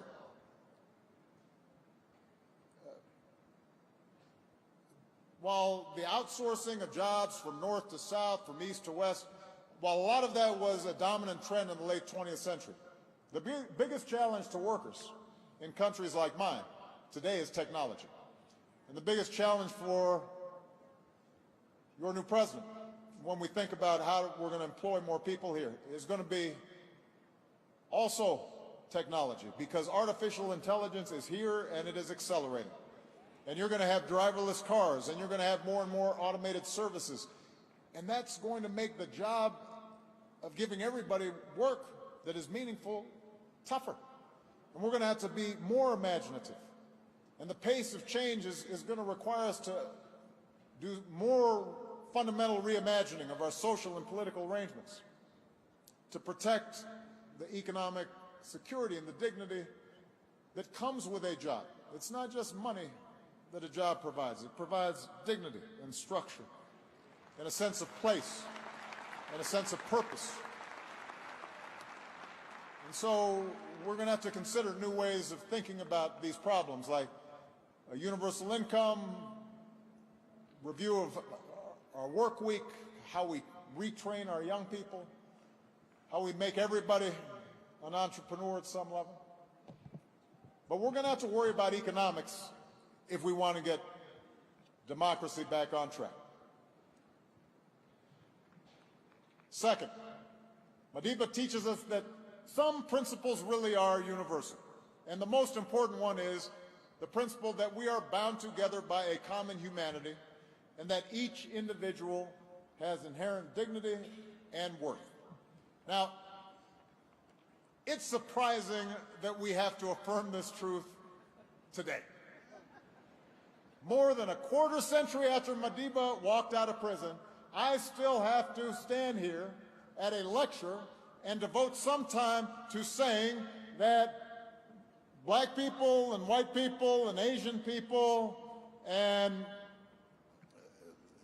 Latin American people and women and men and gays and straights, that we are all human, that our differences are superficial, and that we should treat each other with care and respect. I would have thought we would have figured that out by now. I thought that basic notion was well established. But it turns out, as we're seeing in this recent drift into reactionary politics, that the struggle for basic justice is never truly finished.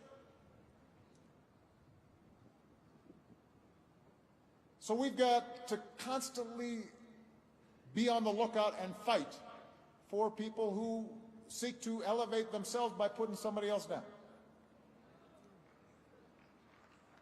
And by the way, we also have to actively resist. This is important, particularly in some countries in Africa, like my own, father's homeland. I've made this point before. We have to resist the notion that basic human rights like freedom to dissent or the right of women to fully participate in the society or the rights of minorities to equal treatment or the rights of people not to be beat up and jailed because of their sexual orientation. We have to be careful not to say that somehow, well, that doesn't apply to us, that those are Western ideas rather than universal imperatives.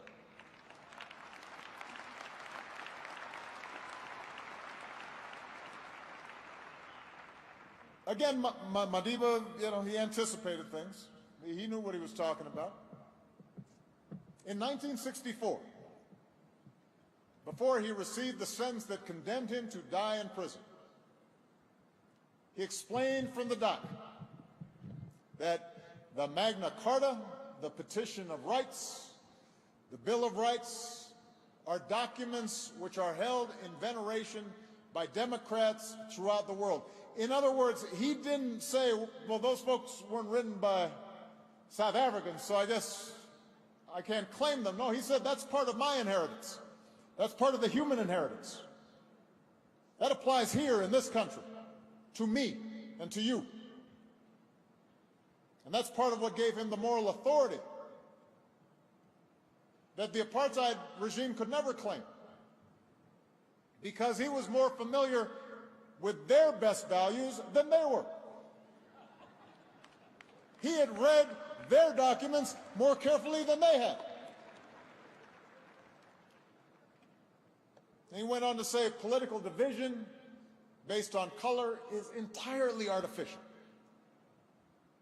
And when it disappears, so will the domination of one color group by another. That's Nelson Mandela speaking in 1964 when I was 3 years old.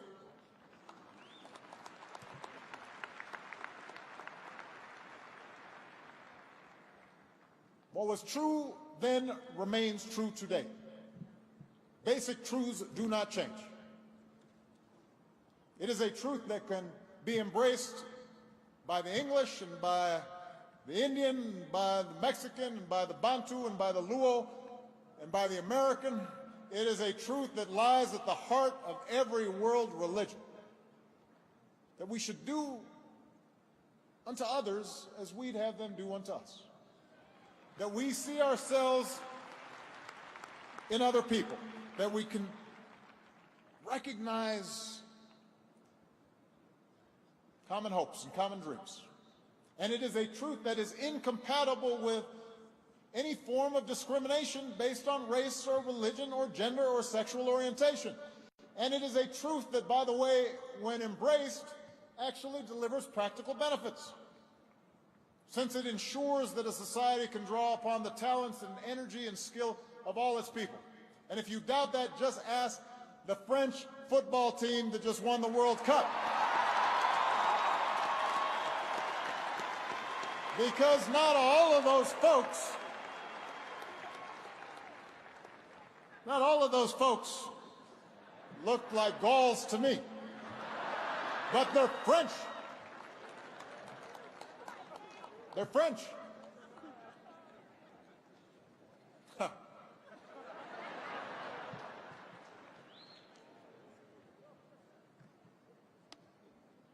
Now, embracing our common humanity does not mean that we have to abandon our unique ethnic and national and religious identities. Madiba never stopped being proud of his tribal heritage. He didn't stop being proud of being a black man and being a South African. But he believed, as I believe, that you can be proud of your heritage without denigrating those of a different heritage. In fact, you dishonor your heritage. It would make me think that you're a little insecure about your heritage if you got to put somebody else's heritage down. Yeah, that's right.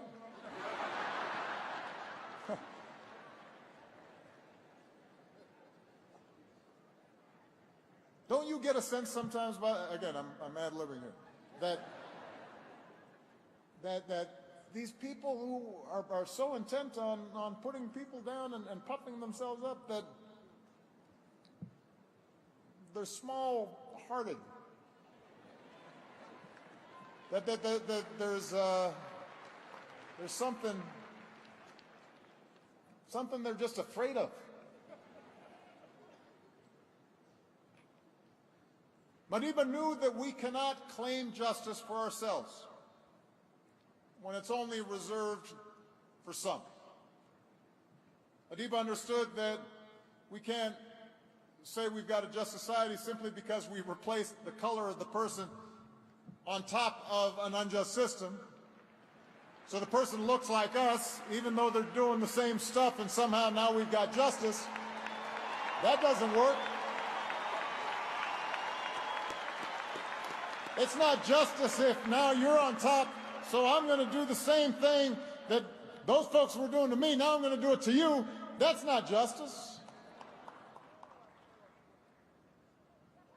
I detest racialism, he said, whether it comes from a black man or a white man.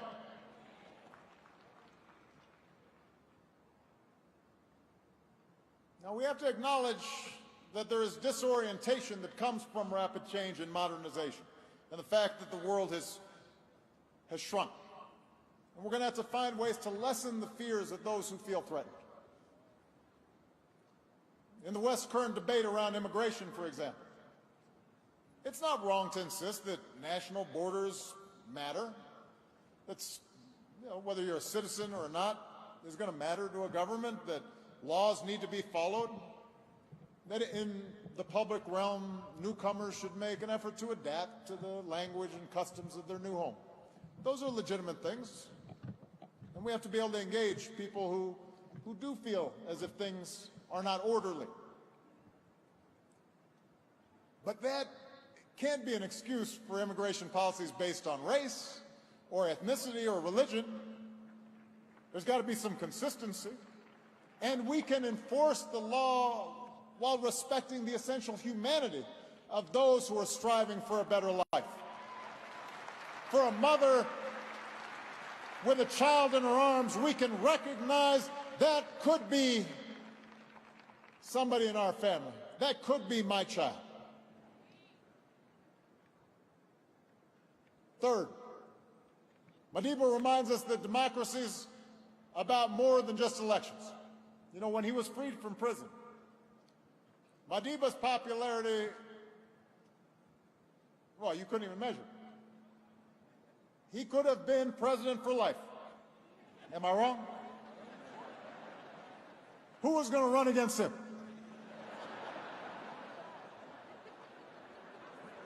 I mean, Ramaphosa was popular, but come on. Plus, he was he was too young. Had he chose, Madiba could have governed by executive fiat, unconstrained by checks and balances. But instead, he helped guide South Africa through the drafting of a new constitution, drawing from all the institutional practices and democratic ideals that had proven to be most sturdy, mindful of the fact that no single individual possesses a monopoly on wisdom. No individual, not Mandela, not Obama, are entirely immune to the corrupting influences of absolute power if you can do whatever you want. And everyone's too afraid to tell you when you're making a mistake. No one's immune from the dangers of that. Mandela understood this. He said democracy is based on the majority principle. This is especially true in a country such as ours, where the vast majority have been systematically denied their rights. At the same time, democracy also requires the rights of political and other minorities be safeguarded. He understood it's not just about who has the most votes, it's also about the civic culture that we build that makes democracy work. So we have to stop pretending that countries that just hold an election where sometimes the winner somehow magically gets 90% of the vote, because all the opposition is locked up or can't get on TV is a democracy. Democracy depends on strong institutions, and it's about minority rights and checks and balances and freedom of speech and freedom of expression and a free press and the right to protest and petition the government and an independent judiciary and everybody having to follow the law. And yes, democracy can be messy, and it can be slow, and it can be frustrating. I know, I promise.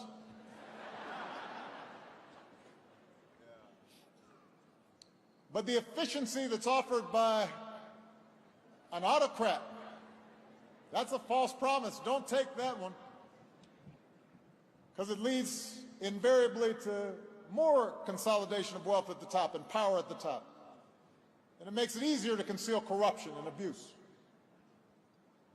For all its imperfections, real democracy best upholds the idea that government exists to serve the individual and not the other way around. And it is the only form of government that has the possibility of making that idea real.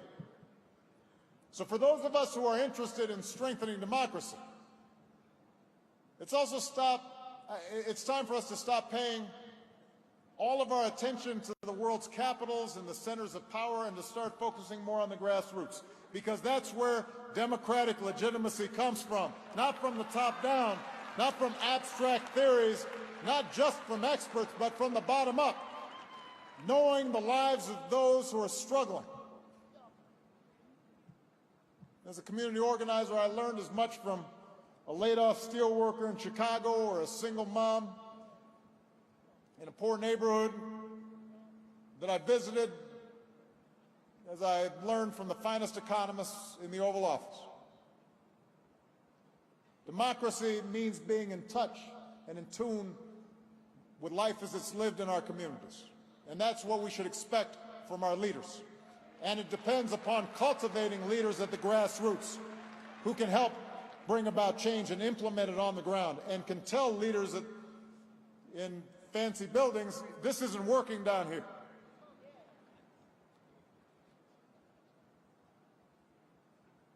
And to make democracy work, Madiba shows us that we also have to keep teaching our children and ourselves, and this is really hard, to engage with people not only who look different, but who hold different views. This is hard.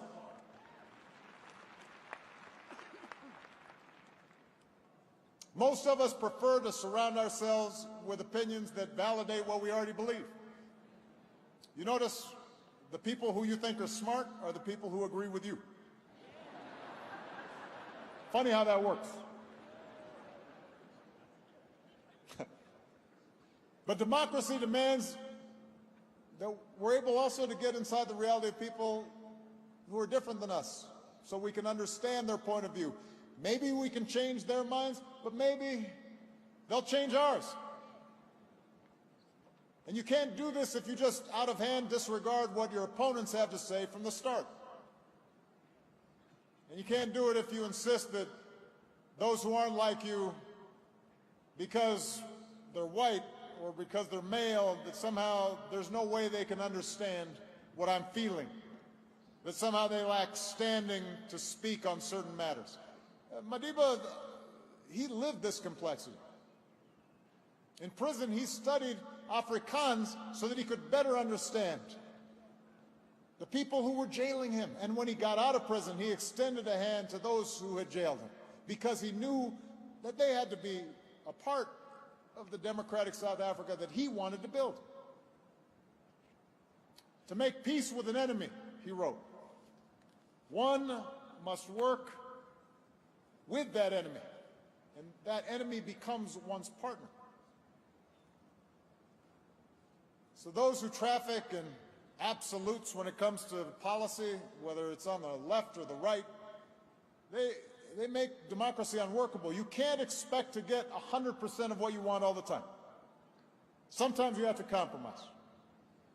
That doesn't mean abandoning your principles, but instead it means holding on to those principles and then having the confidence that they're going to stand up to a serious democratic debate.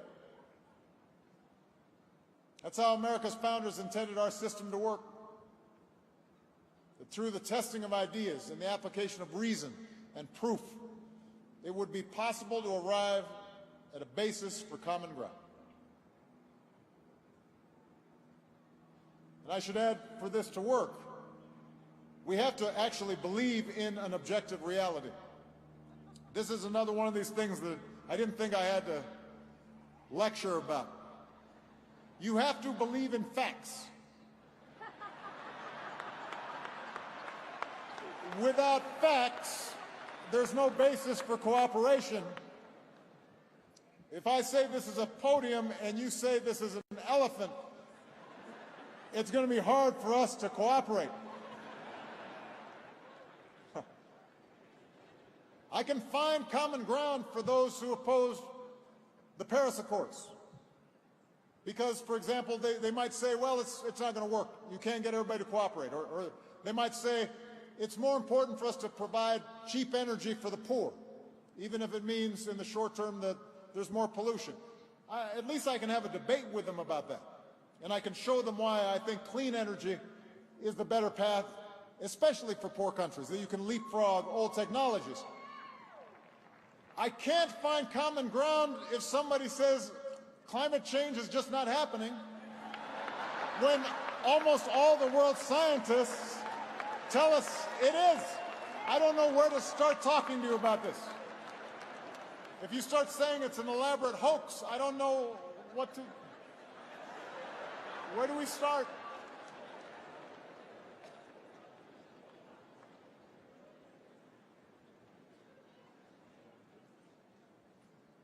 Unfortunately, too much of politics today seems to reject the very concept of objective truth. People just make stuff up. They just make stuff up. We see it in the growth of state-sponsored propaganda. We see it in internet-driven fabrications. We see it in the blurring of lines between news and entertainment. We see the utter loss of shame among political leaders where they're caught in a lie and they just double down and they lie some more.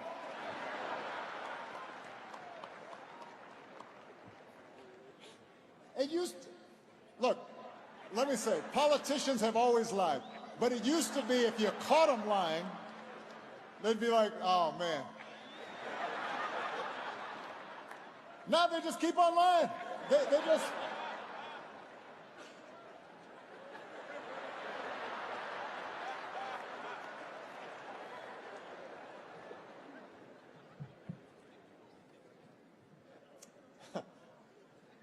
I mean, this is, by the way, this is what I think Mama Gracia was talking about in terms of maybe some sense of humility that Madiba felt.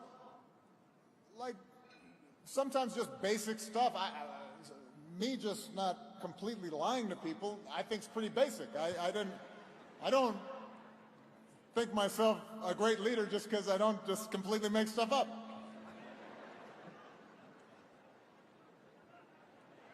I mean, you'd think that was kind of just a baseline. Anyway, we see it in the promotion of anti-intellectualism and the rejection of science from leaders who find critical thinking and analysis and data somehow politically inconvenient. And as with the denial of rights, the denial of facts runs counter to democracy. It could be its undoing, which is why we have to zealously protect independent media. And we have to guard against the tendency for social media to become purely a platform for spectacle and outrage and disinformation. And we have to insist that our schools teach critical thinking to our young people, not just blind obedience.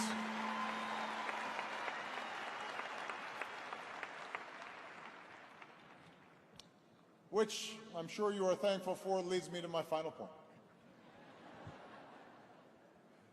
We have to follow Madiba's example of persistence and of hope. It's tempting right now to give in to cynicism, to believe that recent shifts in global politics are too powerful to push back, that the pendulum has swung permanently. And just as people spoke about the triumph of democracy in the 90s, now you're hearing people talk about the end of democracy and the triumph of tribalism and the strong man. We have to resist that cynicism. Because we've been through darker times.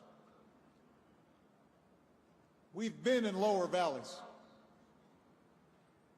Yes, by the end of his life, Madiba embodied the successful struggle for human rights. But that journey was not easy. It wasn't preordained. The man went to prison for almost 3 decades. He split limestone in the heat. He slept in a small cell and was repeatedly put in solitary confinement. And I remember talking to some of his former colleagues saying how they hadn't realized when they were released just the sight of a child, the idea of holding a child, they had missed. It wasn't something available to them for decades. And yet somehow his power actually grew during those years. And the power of his jailers diminished because he knew that if you stick to what's true, if you know what's in your heart and you're willing to sacrifice for it, even in the face of overwhelming odds, then it might not happen tomorrow. It might not happen next week. It might not even happen in your lifetime. Things may go backwards for a while, but ultimately, right makes might. Not the other way around. Ultimately, the better story can win out. And as strong as Madiba's spirit may have been, he would not have sustained that hope had he been alone in the struggle. Part of what buoyed him up was he knew that each year the ranks of freedom fighters were replenishing. Young men and women here in South Africa, in the ANC and beyond, but also black and white and Indian, from across the countryside, across the continent, around the world, who in those most difficult days would keep working on behalf of his vision. And that's what we need right now. We don't just need one leader. We don't just need one inspiration. What we badly need right now is that collective spirit. And I know that those young people, those hope carriers, are gathering around the world. Because history shows that whenever progress is threatened and the things we care about most are in question, we should heed the words of Robert Kennedy, who spoke here in South Africa. He said, "Our answer is the world's hope. It is to rely on youth. It's to rely on the spirit of the young." So young people who are in the audience, who are listening,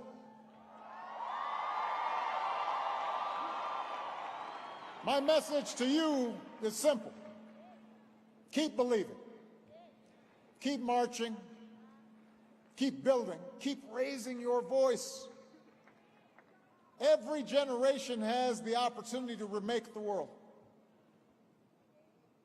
Mandela said, young people are capable, when aroused, of bringing down the towers of oppression and raising the banners of freedom. Now's a good time to be aroused. Now's a good time to be fired up. And for those of us who care about the legacy that we honor here today, about equality and dignity and democracy and solidarity and kindness, those of us who remain young at heart, if not in body, we have an obligation to help our youth succeed. Some of you know here in South Africa, my foundation's been convening over the last few days 200 young people from across this continent who are doing the hard work of making change in their communities, who reflect Madiba's values, who are poised to lead the way. People like Abbas Mpindi, a journalist from Uganda who founded the Media Challenge Initiative to help other young people get the training they need to tell the stories that the world needs to know. People like Karen Wakoli, who's an entrepreneur from Kenya and founded the Emerging Leaders Foundation to get young people involved in the work of fighting poverty and promoting human dignity.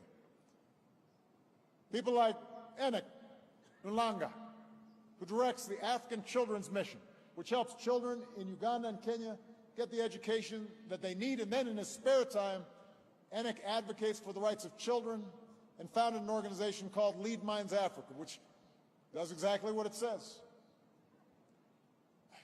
You meet these people, you talk to them, they will give you hope. They are taking the baton. They know they can't just rest on the accomplishments of the past, even the accomplishments of those as momentous as Nelson Mandela's. They stand on the shoulders of those who came before, including that young black boy born 100 years ago. But they know that it is now their turn to do the work. Madiba reminds us that no one is born hating another person because of the color of his skin or his background or his religion. People must learn to hate. And if they can learn to hate, they can be taught to love. For love comes more naturally to the human heart. Love comes more naturally to the human heart. Let's remember that truth. Let's see it as our North Star. Let's be joyful in our struggle to make that truth manifest here on earth, so that 100 years from now, future generations will look back and say, they kept the march going. That's why we live under new banners of freedom. Thank you very much, South Africa. Thank you.